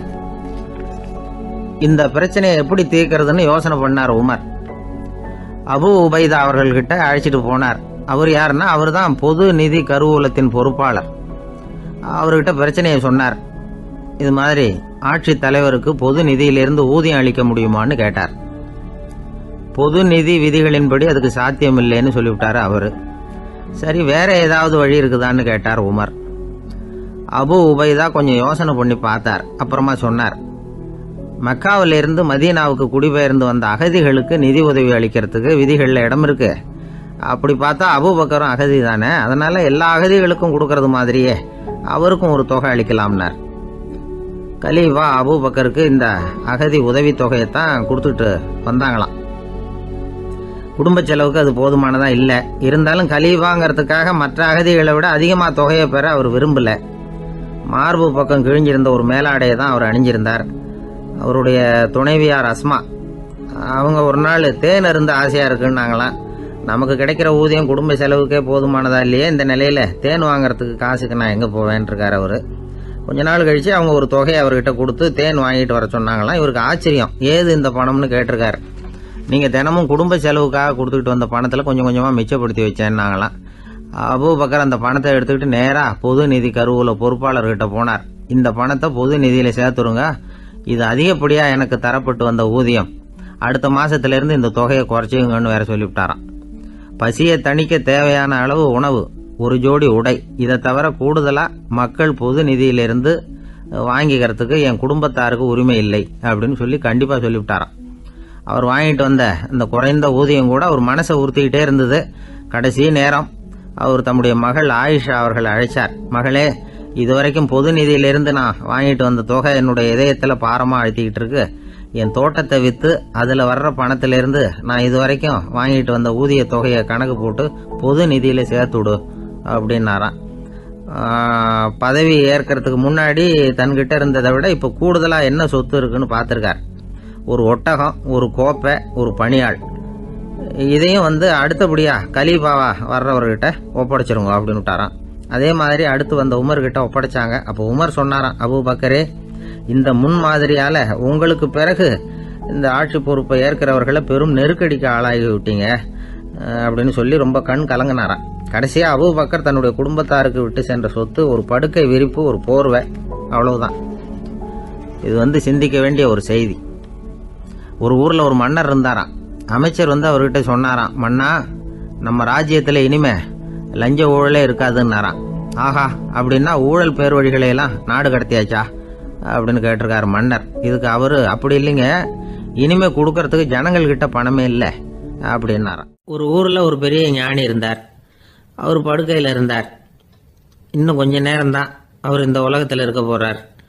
அவரை சுற்றி ஏகப்பட்ட கூட்டம். ஏற்கனவே அவருடைய உபதேசங்களை கேட்டவங்க பல பேர் வந்து அவரை சுற்றி நிற்கிறாங்க. அந்த ஞானி மெதுவாக கண்ணை திறந்து பார்க்குறார். எல்லாரும் அவருடைய கடைசி வார்த்தையை கேட்கறதுக்காக அவளோட காத்துக்கிட்டு இருக்கிறாங்க. அந்த ஞானி மெதுவாக பேச ஆரம்பித்தார். நான் என்னுடைய வாழ்நாள் பூராவும் உங்களுக்கு நிறைய போதனைகள் சொல்லிக்கிட்டு இருக்கிறேன். பேரானந்தம், மகிழ்ச்சி, தியானத்தன்மை இதை பற்றியெல்லாம் சொல்லியிருக்கிறேன். இப்போ நான் வேற ஒரு கரைக்கு போய்கிட்டு இருக்கிறேன். நான் இனிமேல் இந்த கரையில் இருக்க மாட்டேன். நீங்கள் நான் சொன்னதையெல்லாம் கேட்டீங்க, ஆனால் எதையும் நீங்கள் வந்து நடைமுறைப்படுத்தி பார்க்கல. எல்லாம் கேட்டதோடு சரி, அதோடு விட்டுவிட்டீங்க. அப்புறம் அதை தள்ளி போட்டுக்கிட்டே வந்துட்டீங்க. மேலும் அதை தள்ளி போடுறதுல எந்த பிரயோஜனமும் கிடையாது. இப்போ நான் போய்கிட்டு இருக்கிறேன். உங்களில் யாராவது என்னோட வர்றதுக்கு தயாரா அப்படின்னு கேட்டார். அவ்வளவுதான். யாரும் வாயை திறக்கல. ஒரே மௌனம், சத்தமே இல்லை. ஒருத்தர் பார்த்துக்கிட்டே நிற்கிறாங்க. அந்த கூட்டத்தில் ஒரு ஆள் அந்த ஞானி கூடவே 40 வருஷத்துக்கு மேலே இருந்திருக்கிறான். அவனும் வாயை திறக்காமல் இன்னொருத்தன் முகத்தை பார்த்துக்கிட்டே நிற்கிறான். இந்த சமயத்தில் பின்னாடி நின்றுக்கிட்டு இருந்த ஒருத்தன் கையை தூக்கினான். ஞானி அவனை பார்த்தார். சரி, ஒருத்தனுக்காவது நம்மோட வர்றதுக்கு தைரியம் இருக்குது அப்படின்னு நினைச்சார். ஆனால் அந்த ஆள் என்ன சொன்னான் தெரியுமா? ஐயா, நீங்கள் கேட்குறப்போ நான் உடனே எழுந்திருக்கல, கையை மட்டும்தான் தூக்கினேன். என்ன காரணம்னா, நான் எப்படி அடுத்த கரைக்கு வந்து சேர்றதுங்கிறது தெரிஞ்சுக்கிறதுக்காக தான். அந்த விவரத்தை மட்டும் இப்போ உங்ககிட்ட இருந்து நான் தெரிஞ்சுக்க ஆசைப்படுறேன். ஏன்னா இப்போ நான் உங்கள் கூட வர்றதுக்கு தயாராக இல்லை. எவ்வளவோ காரியங்களை நான் இன்னும் இங்கே முடிக்க வேண்டியிருக்குது. வீட்டுக்கு ஒரு விருந்தினர் வந்திருக்கிறார். என்னுடைய இளைய மகனுக்கு கல்யாணம் பண்ணி வைக்கணும். அதனால் இன்னைக்கு உங்கள் கூட வர முடியாது. அது மட்டும் இல்லை, இப்போ உங்கள் கூட அடுத்த கரைக்கு வந்தால் திரும்பி வர முடியாதுன்னு வேற சொல்கிறீங்க. அதனால் இப்போ நான் வரல. இன்னொரு நாள் நிச்சயமாக நான் வர்றேங்க, வந்து உங்களை சந்திக்கிறேன். அதனால் இப்போ நீங்கள் இன்னொரு தடவை எங்களுக்கு விளக்கமாக சொல்லணும். ஏற்கனவே பல தடவை சொல்லியிருக்கிறீங்க. தயவு பண்ணி இப்போ ஒரு தடவை சொன்னீங்கன்னா சௌகரியமாக இருக்கும். அந்த அடுத்த கரையை அடையிறது எப்படி? இப்போ ஒரு தடவை அதை விளக்கமாக சொல்லிட்டீங்கன்னா நல்லா ஞாபகப்படுத்திக்குவேன். அது சரியான சமயம் வர்றப்போ இது எனக்கு உதவியாக இருக்கும் அப்படின்னு நானா. ஆனால் உண்மை என்ன தெரியுமா? அந்த சரியான சமயம் வரவே இல்லை அப்படிங்கிறது தான் உண்மை. இப்படி அந்த கதை முடியும். இந்த கதை வந்து அந்த ஒரு ஆளுக்கு மட்டும் இல்லை, கிட்டத்தட்ட எல்லாருக்குமே அது பொருந்தும் அப்படிங்கிறாங்க விவரம் தெரிஞ்சவங்க. எல்லாருமே அந்த சரியான தருணத்துக்காக தான் காத்துக்கிட்டு இருக்கிறாங்களாம். அதுக்காக ஜோசியம் பார்க்குறாங்க, கைரேகை பார்க்குறாங்க. நாளைக்கு என்ன நடக்குங்கிற ஆவலில் எல்லாரும் காத்துக்கிட்டு இருக்கிறாங்க. ஆனால் அந்த ஒரு நாள் ஒருபோதும் வரப்போகிறதில்ல. நீங்கள் தள்ளி போடுறதுக்காக பல அர்த்தமில்லாத காரணங்களை தேடுறீங்க அப்படிங்கிறார் ஒரு ஞானி. காத்திருக்கிறதுலேயே நம்ம காலம் ஓடி போயிடுது. ஏன்னா இன்னைக்கு நாம் சிந்திக்கிறது நாளைக்கு நாம் சிந்திக்கிறது இல்லை. ஒவ்வொரு நாளும் ஒவ்வொரு மாதிரி போயிடுது. நாளைக்கு மறுநாளை பற்றியே சிந்திக்கிறோம். இப்படியே அது பாட்டுக்கு போயிடும். கரையை தொட்டு பார்க்குறது எப்போ? இதுதான் கேள்வி. நமக்கு வேண்டியப்பட்ட ஒருத்தர் ஒரு ரயில்வே பிளாட்ஃபாரத்தில் நின்றுட்டு இருக்கிறார். அங்கே இருக்கிறவங்க கிட்ட கேட்குறாராம், விசாரிக்கிறார். ஏங்க கிழக்க போகிற ரயில் போயிட்டுதுங்களான்னாராம். போயிட்டுதுன்னு இருக்கிறாங்க. கொஞ்ச நேரம் கழிச்சு ஏங்க மேற்க போகிற ரயில் போயிட்டுதுங்களான்னு கேட்டிருக்காரு. போயிட்டுதுங்களான் இருக்காங்க. அப்புறம் கொஞ்ச நேரம் கழிச்சு மறுபடியும் ஏங்க 10:30 மணி வண்டி போயிட்டுதான்னு கேட்டிருக்காரு. தொடர்ந்து காலையிலேருந்து சாயந்தரம் வரைக்கும் இப்படி ஒரே இடத்துல நின்றுட்டு கேட்டுக்கிட்டே இருக்கிறார். இதை பார்த்துக்கிட்டு இருந்த ஒருத்தர் அவர்கிட்ட வந்து, ஏங்க நீங்கள் எங்கே போகணும் அப்படின்னு கேட்டாராம். இவர் மெதுவாக சொன்னாராம், இந்த ரயில்வே லைனை தாண்டி அந்த பக்கம் போகணும் அப்படின்னு. அங்க ஒரு முனிவர் இருந்தார். சுவாமி, என்ன ஆசீர்வாதம் பண்ணுங்க, எனக்கு ஏதாவது புத்தி சொல்லுங்க அப்படின்னா அவர் ஆசீர்வாதம் பண்ணார். அதுக்கப்புறம் சொன்னார், மகனே, நீ எந்த காரியத்தை செஞ்சாலும் செய்யறதுக்கு முன்னாடி ஒரு தடவை அதனால ஏற்படக்கூடிய விளைவுகளை நல்லா யோசிக்கணும். உன் மனசுக்கு அது சரின்னு தெரிஞ்சா மட்டும் அதை செய்யணும் அப்படின்னார். அரசன் வந்து அவர் சொன்னதை அப்படியே மனசுல வாங்கிக்கிட்டான். அவர் காலடியில விழுந்து வணங்கினான். 100 பொற்காசுகளை அவர் காலடியில வச்சுட்டு திரும்பினான். அமைச்சர் இதை கவனிச்சார். என்ன இது, நம்ம அரசர் இவ்வளவு ஏமாளியா இருக்கிறாரு, இந்த ஒரு சாதாரண யோசனை சொன்னதுக்கு 100 பொற்காசுகள் கொடுத்துட்டாரு. அமைச்சர் இப்படி நினைக்கிறது அவர் முகத்தை பார்த்ததுமே அரசனுக்கு புரிஞ்சுட்டுது. இருந்தாலும் அதை பத்தி ஒன்னும் கேட்டுக்கல. 2 பேரும் திரும்பி அரண்மனைக்கு வந்து சேர்ந்தாங்க. அதுக்கப்புறம் அந்த அரசன் என்ன பண்ணான் தெரியுமா? ஆட்டுல முனிவர் சொன்ன அந்த புத்திமதியை ஒரு கல்லுல கல்வெட்டா செதுக்கினான். தன்னுடைய அறையில எல்லாரும் கண்ணிலையும் படும்படியாக அப்படி ஒரு இடத்துல பதிச்சு எல்லாரும் பாக்குறது மாதிரி பண்ணிவிட்டான். இப்போ அந்த அமைச்சருக்கு ஆச்சரியம், என்ன இது நம்ம மன்னருடைய அறியாமையை புரிஞ்சுக்கவே முடியலையே, இத போய் கல்லுல செதுக்கி வைக்கணுமா, பேர்பட்ட அறிவுரையாது அப்படின்னு நினைச்சார். கொஞ்ச நாள் ஆச்சு. ஒரு நாள் அந்த மன்னருக்கு கடுமையான வயிற்று வலி. உடனே அரண்மனை வைத்தியரை கூப்பிட்டார். அவர் வந்து சேர்ந்தார். மன்னரை சோதிச்சு பார்த்தார். கொஞ்ச நேரம் இப்படியே படுத்துருங்க, நான் எங்க வீட்டுக்கு போய் இதுக்கு பொருத்தமா ஒரு மருந்து தயார் பண்ணிட்டு வரேன் அப்படின்னு சொல்லிட்டு ஓடினார். மருந்தோட திரும்பி அவர் வந்த சமயத்துல மன்னர் ஒரு கட்டில்ல கண்மூடி படுத்திருக்கிறார். பக்கத்துல யாரும் இல்ல.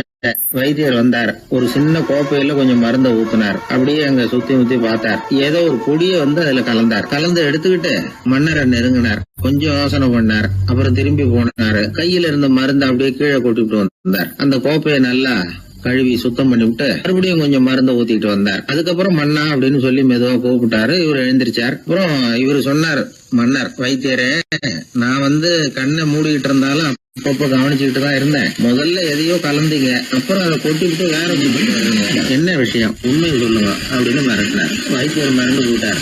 அப்படின்னு மன்னருடைய காலில் விழுந்தாரு. அதுக்கப்புறம் உண்மையை சொன்னார். மகாராஜா, உங்களுடைய படை தளபதி உங்களை கொல்றதுக்காக சதி பண்ணார். விஷம் கலந்து கொடுக்கும்படியாக சொன்னார். வெகுமதி நிறைய தர்றேன்னார். நானும் சரின்னு சொல்லிவிட்டு இங்க வந்தேன். அவர் கொடுத்த விஷப்பொடிய மருந்துல கலந்தேன். எடுத்துக்கிட்டு உங்ககிட்ட வந்தப்போ எதிரில நீங்க வச்சிருக்கிற அந்த கல்வெட்டு வாசகம் கண்ணுல போட்டது. எந்த காரியத்தை செஞ்சாலும் அதோட விளைவுகளை பத்தி யோசிக்க சொல்லிச்சு அந்த வாசகம். யோசனை பண்ணுனேன். என் உயிருக்கே ஆபத்துங்கிறத புரிஞ்சுக்கிட்டேன். உடனே திரும்பி போய் அதை கொட்டி கழுவி விட்டு வேற நல்ல மருந்தா ஊத்திக்கிட்டு வர்றேன் அப்படின்னார். இப்ப அந்த மன்னர் அமைச்சரை கூப்பிட்டார். பாத்தீங்களா, இந்த புத்திமதிய அன்னைக்கு நீங்க அலட்சியமா நினைச்சீங்க, இன்னைக்கு அதுதான் என் உயிரை காப்பாத்தி இருக்குது அப்படின்னார். அமைச்சர் தலையை குனிஞ்சுக்கிட்டாராம். அதனால பெரியவர்கள் நமக்கு சொல்ற புத்திமதி சாதாரணமா தான் தெரியும். அதுக்காக நாம வந்து அதை அலட்சியம் பண்ணிடக்கூடாது. இந்த காலத்துல ஒருத்தன் ஒரு சாமியார் கிட்ட போனா ஒரு 1000 ரூபாய அவர் காலடியில வச்சுட்டு திரும்பி வந்தான். எதுக்கு அதுன்னு கேட்டேன். இன்னைக்கு நான் இந்த அளவுக்கு நல்லபடியா இருக்கிறதுக்கு அவர் தான் காரணம். ஏற்கனவே ஒரு தடவை இவர்கிட்ட வந்து புத்தி சொல்லுங்கன்னு கேட்டேன், மாட்டேன்னு விட்டார். அன்னைக்கு அவர் ஏதாவது எனக்கு புத்தி சொல்லி நான் அது பிரகாரம் நடந்திருந்தேன்னா இன்னைக்கு நான் வீணா போயிருப்பேன். அதுக்காக ஒரு நன்றியை தெரிவிக்கிறதுக்காக தான் இன்னைக்கு வந்தேன், இந்த காணிக்கையை செலுத்துறேன் அப்படின்னு சொல்லிவிட்டு அவன் பாட்டு தெருவில் இறங்கி நடந்து போனான். ஒருத்தர் ரொம்பவும் மகிழ்ச்சியா வந்துகிட்டு இருந்தார். என்ன விஷயம்னு விசாரிச்சேன்.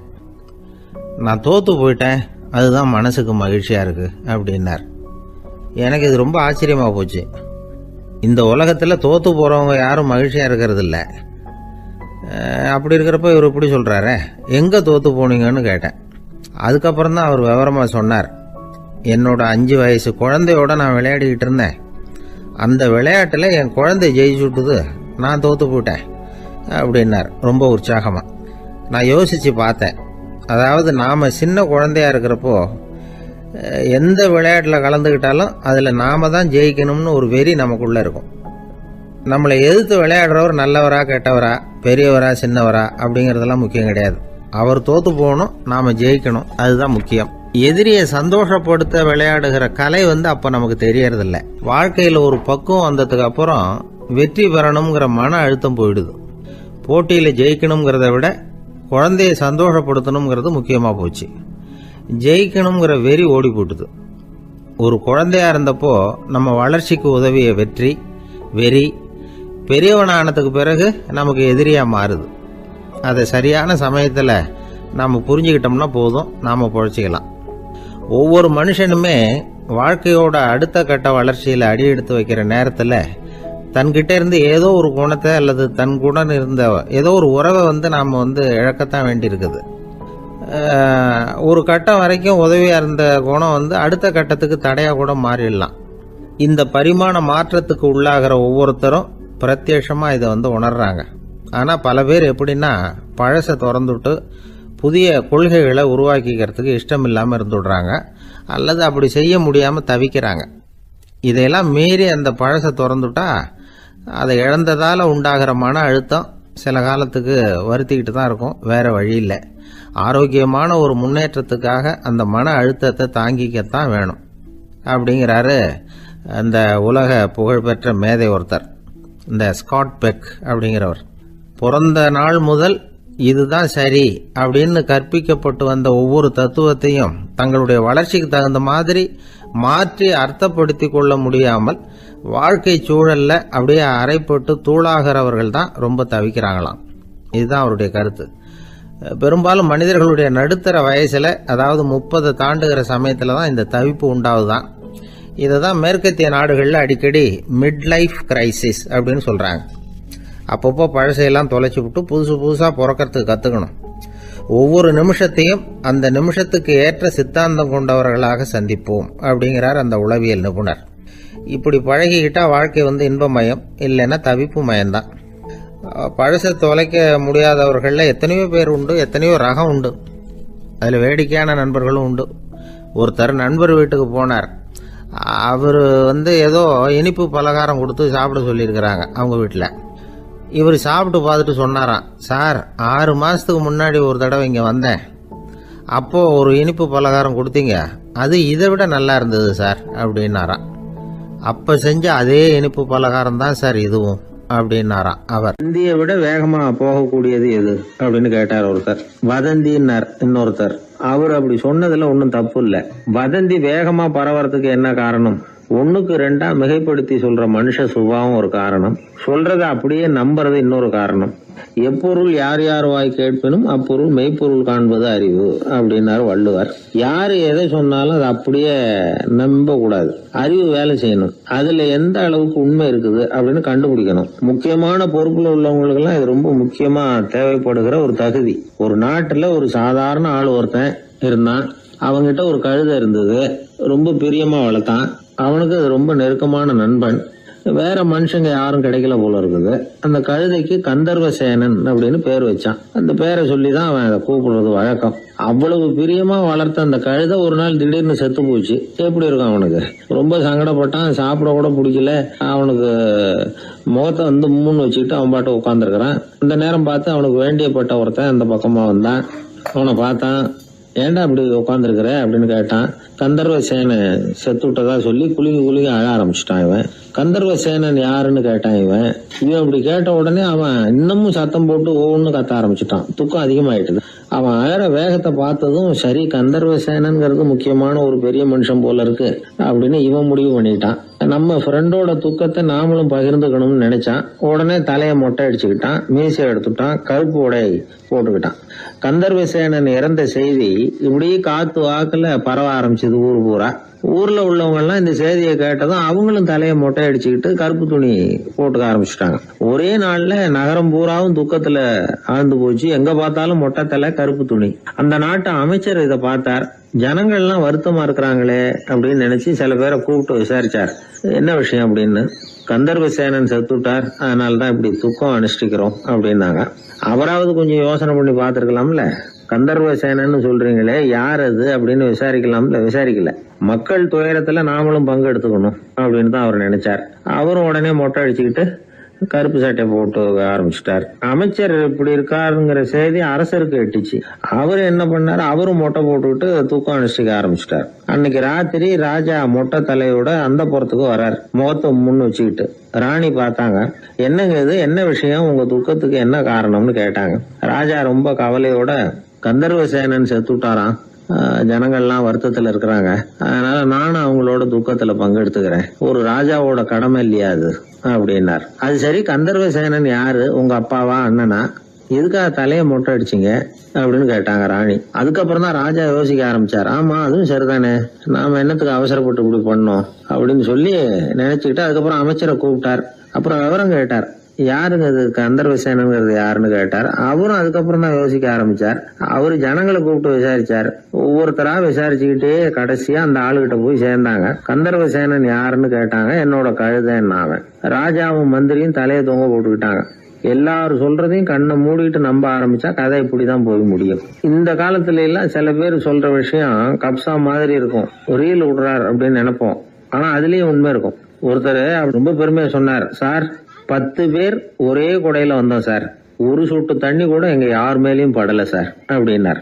10 பேர் ஒரே குடையில வந்திருக்கிறாங்க, ஒரு சொட்டு தண்ணி கூட மேல படலையா, பெருமையா சொன்னார். அது எப்படிங்கன்னு கேட்டோம். அவர் சொல்றாரு, ஏன்னா அப்ப மழையே பெய்யல சார் அப்படின்னு. வாயில கொழுப்பு இருந்தாலும் பரவாயில்ல சார், எப்படியாவது ஒரு வழியா சமாளிச்சுக்கலாம், ஆனா வயத்துல மட்டும் கொழுப்பு இருக்கக்கூடாது சார், அப்படி இருந்தா அத அலட்சியமாவும் விட்டுறக்கூடாது சார் அப்படின்னு ஒருத்தர் சொல்லிட்டு வந்தார். அதுக்கப்புறம் தான் அவர்கிட்ட பேசி பல விவரங்களை தெரிஞ்சுக்க முடிஞ்சது. சில பேர் சொல்லுவாங்க, எனக்கு தொந்தி கிடையாது சார், வேணும்னா என் வயத்தை அழுத்தி பாருங்க, கல் மாதிரி இருக்கும்பாங்க. வயிறு கல் மாதிரி இருந்தா உள்ள கொழுப்பு இல்லைன்னு நினைச்சிடக்கூடாது. வயிற்று தசைக்கு அடியில உள்ள கொழுப்பு சில வாத்தியங்கள்ல இருக்குமே நரம்பு, அது மாதிரி டைட்டா இழுத்துக்கிட்டு இருக்குன்னு அர்த்தம். அதனால தொட்டு பார்த்தா கல் மாதிரி தான் இருக்கும், இருந்தாலும் தொந்தி தான். வயத்துல கொழுப்பு அதிகமா இருக்கிறது சங்கடம் தான். அதனால கொலஸ்ட்ரால் அளவு அதிகமாகும். இதய நோய்கள், நீரிழிவு, ஹைப்பர் டென்ஷன், ஸ்ட்ரோக்கு, இது மாதிரி ரிஸ்க் எல்லாம் அதிகமாகும். ஒருத்தர் ஒல்லியா இருக்கலாம், உடம்பு எடை அதிகப்படியா இல்லாம இருக்கலாம். அப்படி இருந்தா கூட அவர் உடம்புல மற்ற பகுதியை விட வயத்துல கொழுப்பு அதிகமா இருக்கும். நாம தான் ஒல்லியா இருக்கிறோமே, நமக்கு ஒண்ணும் இல்லை அப்படின்னு நினைச்சிடக்கூடாது. சரி, நம்ம வயிறு இருக்க வேண்டிய அளவை விட அதிகமா இருக்குதா இல்லையா, அதை எப்படி கண்டுபிடிக்கிறது? அதுக்கு சில வழி இருக்குது. முதல்ல நீங்க நேரா ஸ்ட்ரெயிட்டா நிமிர்ந்து நில்லுங்க. உங்க பார்வையை மட்டும் கீழே தாழ்த்தி காலு விரலை கவனிங்க. விரல் உங்களுக்கு தெரியுதா அப்படின்னா உங்க வயர் நார்மலா இருக்குன்னு அர்த்தம். கால் விரல் உங்க கண்ணுக்கு தெரியலையா அப்படின்னா உங்களுக்கு வயிறு பெருசுதான். இன்னொரு வழி இருக்கு, அது என்ன தெரியுமா? ஒரு தரையில நீட்டா படுத்துடணும். 1 மீட்டர் நீளம் உள்ள அளவுகோல் ஒன்று எடுத்துக்கோங்க. கழுத்து எலும்புல ஒரு பக்கத்தையும் இடுப்புல ஒரு பக்கத்தையும் வைங்க. பக்கவாட்டில் வைங்க, அதாவது படுக்கவாட்டில். அது நடுப்பகுதி வயத்துல முட்டி தராசு மாதிரி ஆடுதா அப்படின்னா உங்க வயிறு உங்களுக்கு ப்ராப்ளம் தான். அதனால அதை கண்டுபிடிக்கிறதுக்கு அப்படி ஒரு அளவுகோல் வச்சிருக்கிறாங்க. மருத்துவ அறிவியல் ரீதியா உங்களுக்கு தொந்தி இருக்குதா இல்லையான்னு கண்டுபிடிக்கிறதுக்கு ஒரு வழி இருக்கு. உங்க இடுப்புல வெயிஸ்ட் அப்படின்னு சொல்றோம்ல, இடுப்புல ஒரு அளவு எடுக்கணும், சுற்றளவு.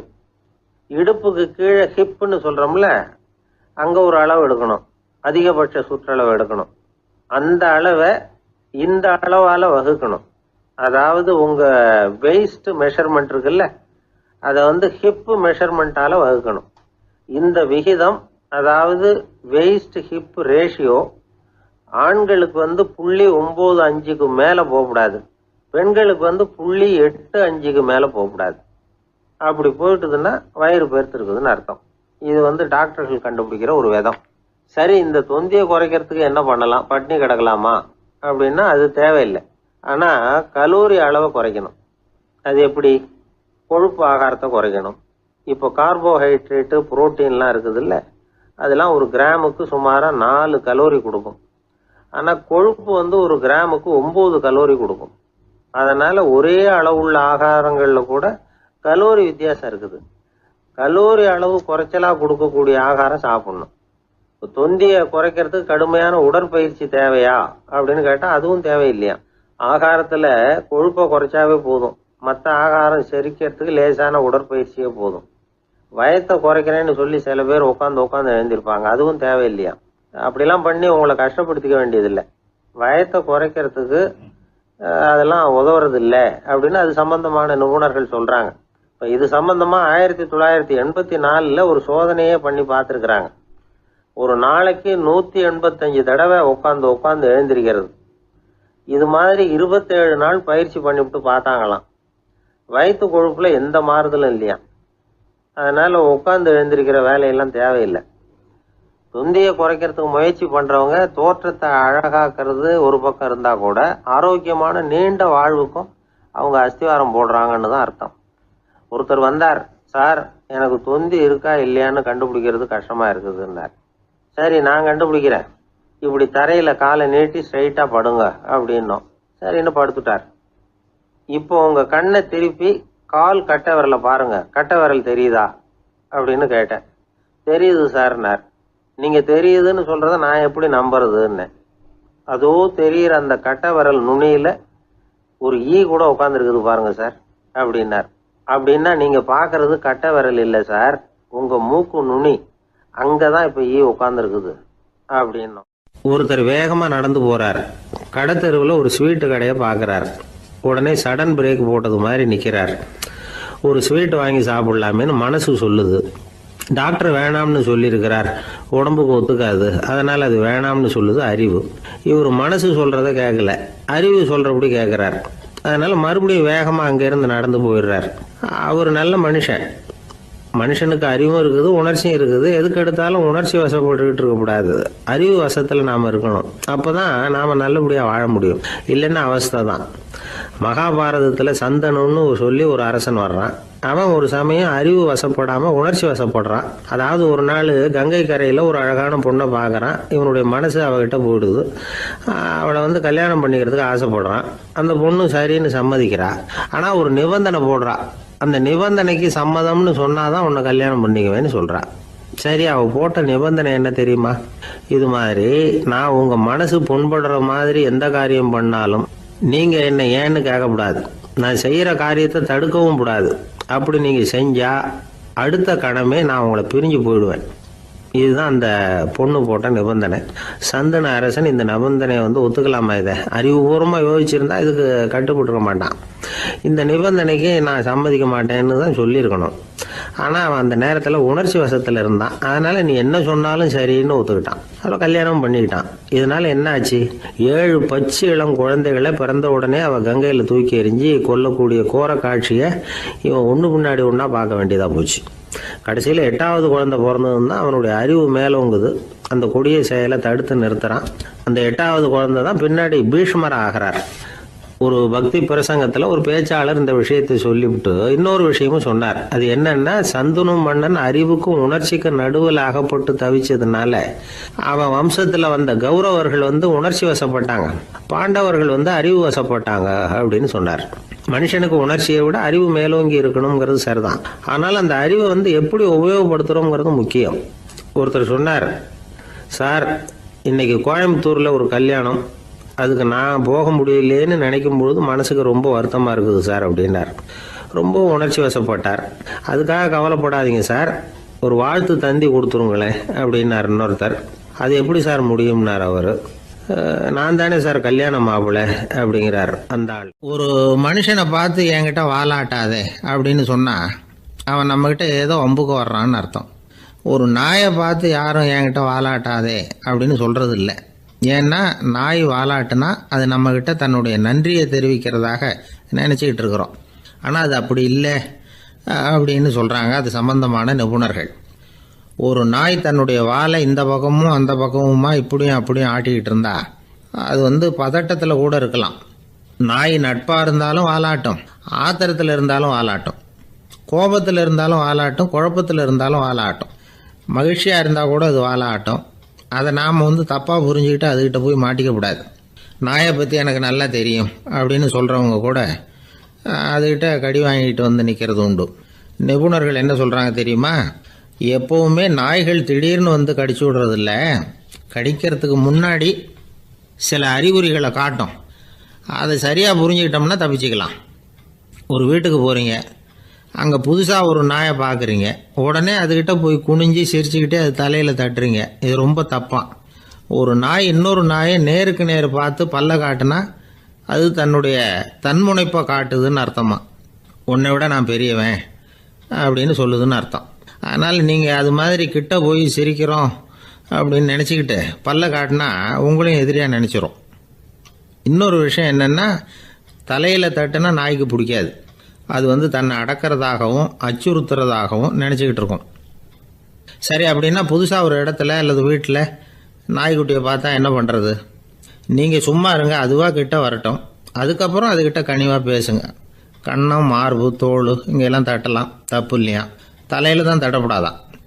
ஒரு நாய் உங்களை நோக்கி ஓடி வருது, நீங்களும் ஓடுனா அது துரத்த ஆரம்பிச்சிடும். அசையாமல் சில மாதிரி நின்றுடுங்க, அது கிட்ட வராது. அதுக்கு ஆர்வம் இல்லாமல் போயிடும்.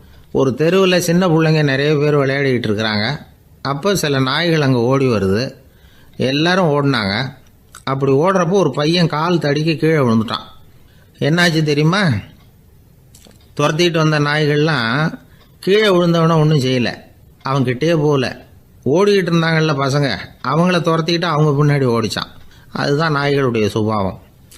ஒரு நாய் நம்மளை நேருக்கு நேர் முறைச்சி பார்க்குதுன்னு வச்சுங்க, நாமளும் அதை முறைச்சி பார்க்கக்கூடாது. நாம் வேறு பக்கம் எங்கேயாவது பார்க்க ஆரம்பிச்சிடணும். ஒரு நாய் கோபமாக இருந்ததுன்னா அதோட வால் உறுதியாக நேராக நிற்கும். ஒரு நாய் பணிந்து போனால் அல்லது பயந்து போனால் அது தன்னோட வாலை காலுக்கு நடுவில் வச்சுக்கும். ஒரு நாய் நம்மளை பார்த்து பயந்து நிற்குதுன்னு வச்சுங்க, அதனால் நமக்கு ஆபத்து இல்லைன்னு நினச்சிடக்கூடாது. உங்களை பார்த்துட்டு ஒரு நாய் ஒடுங்குச்சுன்னா நீங்கள் விலகி போயிடணும் அப்படின்னு அது நினைக்குது. நிறைய பேர் பயந்து போன நாயால் கடிபடுறாங்க. இவன் நம்மளை விட பெரிய ஆள், மாட்டிக்கிட்டோம், வேறு வழி இல்லை அப்படிங்கிற நினப்பில் தான் நாய் வந்து கடிக்க ஆரம்பிக்குதான். இதே மாதிரி சங்கிலியால் கட்டி போடப்பட்டிருக்கிற நாயும் ஆபத்தானது தான். தொடர்ந்து கட்டி போட்டிருந்தா காலப்போக்கில் அது ஒரு மாதிரி ஆகிடும். நாய் வந்து குழந்தைகளை கடிக்காது அப்படின்னு சில பேர் சொல்லுவாங்க. அதுவும் ஒரு தவறான நம்பிக்கை. அதனால் சின்ன குழந்தைகளை தனியாக நாயோட விளையாட விடக்கூடாது. ஆகக்கூடி நாயை பற்றி நிறைய விஷயம் புரிஞ்சுக்க வேண்டியிருக்குது. ஒருத்தர் தன்னுடைய நண்பர் வீட்டுக்கு போயிருந்தார். அவசியம் எங்கள் வீட்டில் சாப்பிட்டுட்டு தான் போகணும் அப்படின்னு ரொம்ப அன்பாக சொல்லிவிட்டார். அதை மீற முடியல இவரால். சரின்னு உட்காந்துட்டார். சாப்பாடு போட்டாங்க.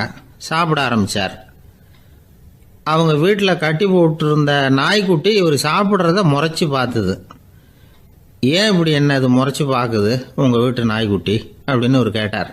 அப்போ அவங்க சொன்னாங்களாம், அதுக்கிட்ட ஒரு கெட்ட பழக்கங்க, தன்னோட தட்டில் யார் சாப்பிட்டாலும் அது அப்படி தான் முறைச்சி பார்க்கும் அப்படின்னாராம் அவர். ஆரம்ப காலத்தில் ஒரு குரு, அப்போ ஒரு சீடன் இருந்தான். அது வேடிக்கையான குரு, வேடிக்கையான சீடன். ஒரு ஆசிரமம்.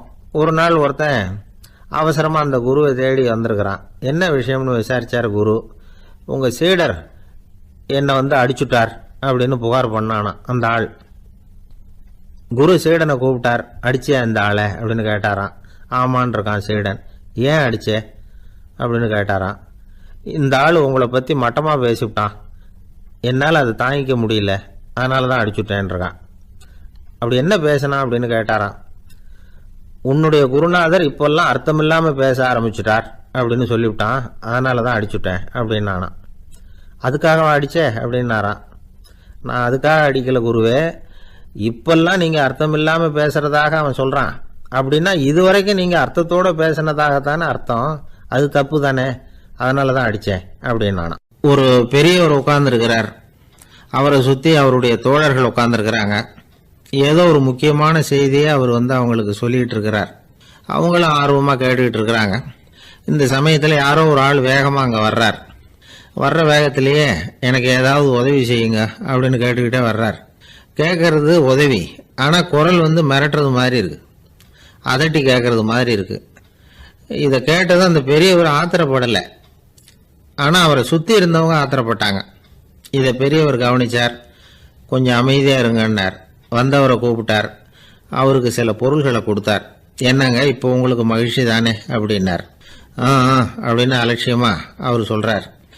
நான் உங்களை நல்ல முறையில் நடத்தினேன்னா அப்படின்னு கேட்குறாரு அவர் மறுபடியும். அதெல்லாம் ஒன்றும் இல்லை அப்படின்னு சொல்லி அவர் சொல்லிகிட்டு இருக்கிறாரு. குரலில் வந்து கடுமை குறையில. சுற்றி இருந்தவங்களால இதை பொறுத்துக்க முடியல. கோபத்தோடு அவரை நோக்கி நெருங்க ஆரம்பித்தாங்க. பெரியவர் அவங்களையெல்லாம் தடுத்து நிறுத்தினார்.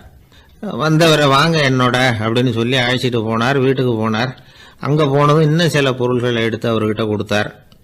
இப்போ திருப்தி தானே, நான் உங்ககிட்ட நல்ல முறையில் நடந்துக்கிட்டேனா அப்படின்னார். அவர் முகம் இப்போ தான் கொஞ்சம் மலர்ந்தது. ரொம்ப நன்றி, இறைவன் வந்து உங்கள் குடும்பத்துக்கு எல்லா நன்மைகளையும் செய்வான் அப்படின்னு சொன்னார். இதே வார்த்தைகளை என்னுடைய தோழர்கள்கிட்டே வந்து சொல்லிட்டீங்கன்னா அவங்க கோபம் தணிஞ்சிரும், வர முடியுமான்னார். கண்டிப்பாக வர்றேன் அப்படின்னாரு. மறுநாள் காலையில் அந்த இடத்துக்கு வந்தார். அதே மாதிரி சொல்லிவிட்டு அவர் போயிட்டார். தோழர்கள்லாம் ரொம்ப வியப்போடு பெரியவரை பார்த்தாங்க. அந்த பெரியவர் தான் நபிகள் நாயகம். அவர் சொன்னார், ஒருத்தன் ரொம்ப ஆசையாக ஒரு ஒட்டகத்தை வளர்த்துக்கிட்டு வந்தான். ஒரு நாள் அந்த ஒட்டகம் வந்து கயத்தை அறுத்துக்கிட்டு ஓடி போயிட்டுது. அக்கம் பக்கத்தில் இருக்கிறவங்கெல்லாம் அந்த ஒட்டகத்தை பிடிக்கிறதுக்கு முயற்சி பண்ணாங்க. அதை துரத்திக்கிட்டு ஓடினாங்க. ஒட்டகம் வந்து தாறுமாறாக ஓட ஆரம்பிச்சுது. இந்த சமயத்தில் ஒட்டகத்தை வளர்த்தவன் அங்கே ஓடி வந்தான். நீங்கள் அதை ஒன்றும் செய்ய வேணாம், விட்டுருங்க, அதோட சுபாவம் எனக்கு நல்லா தெரியும், அதை சுலபமாக என்னோட வழிக்கு கொண்டுட்டு வந்துட முடியும், நான் பார்த்துக்கிறேன், விட்டுருங்கோ அப்படின்னா. எல்லாரும் விலகி போயிட்டாங்க. இவன் என்ன செஞ்சான் தெரியுமா? கொஞ்சம் புல்லை கையில் எடுத்துக்கிட்டு அந்த ஒட்டகத்தை நெருங்கினான். அவ்வளவுதான். அது ஓடி வந்து இவன் காலடியில் உட்காந்துக்கிட்டது. செல்லமாக அதை அப்படியே தடவி கொடுத்தான். முதுகில் ஏறி உட்காந்துக்கிட்டான். அது பாட்டுக்கு சாதுவாக நடந்து போகுது. இந்த கதையை நபிகள் நாயகம் தம்முடைய தோழர்களுக்கு சொல்கிறார். ஒட்டகத்தை மட்டும் இல்லை, சில மனிதர்களையும் கூட சில விதத்தில் அணுகிதான் அவர்களை சீர்திருத்த வேண்டியிருக்குது அப்படிங்கிறத அவங்களுக்கு உணர்த்தினார். இது ஒரு அழகான உளவியல் அணுகுமுறை. சில குடும்ப தலைவர்கள் கூட இந்த ஒட்டகம் மாதிரி நடந்துக்கிறது உண்டு, அப்புறம் அடங்கி போகிறதும் உண்டு. ஒரு குடும்ப தலைவர் காலையில் எழுந்திரிச்சதுலேருந்து சத்தம் போட்டு கத்திக்கிட்டு இருப்பார். பக்கத்தில் இருந்தவெல்லாம் ஓடி போய் சமாதானம் பண்ணி பார்த்தாங்க. அவர் ஓயறது மாதிரி தெரியல. கடைசியில் அவர் மனைவி வந்தாங்க. நீங்கள் எல்லாம் விலகி போயிடுங்க, அவர் சுபாவம் எனக்கு தெரியும், நான் பார்த்துக்கிறேன் அப்படின்னாங்க. சரின்னு எல்லாரும் போயிட்டாங்க. சாயந்தரமாக பார்க்குறாங்க, அவர் சத்தம் இல்லாமல் ஒரு மூலையில் உட்காந்துருக்கிறார். ரொம்ப சாதுவா.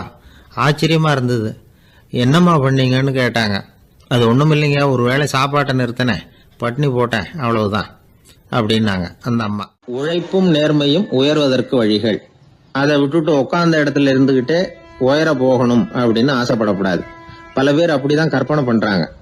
அந்த கற்பனையிலேயே பாதி வாழ்க்கை ஓடி போடுது. உழைப்புங்கிற வழியையும் நேர்மைங்கிற வழியையும் ஒதுக்கி விட்டு குறுக்கு வழியில ஓட நினைக்கிறவங்க குப்புற விழுந்துடுறாங்க. எந்த தொழிலை நாம செய்தாலும் சரி, அந்த தொழிலுக்குரிய பெருமையை நாம புரிஞ்சுக்கிட்டு அதுல ஈடுபடணும்.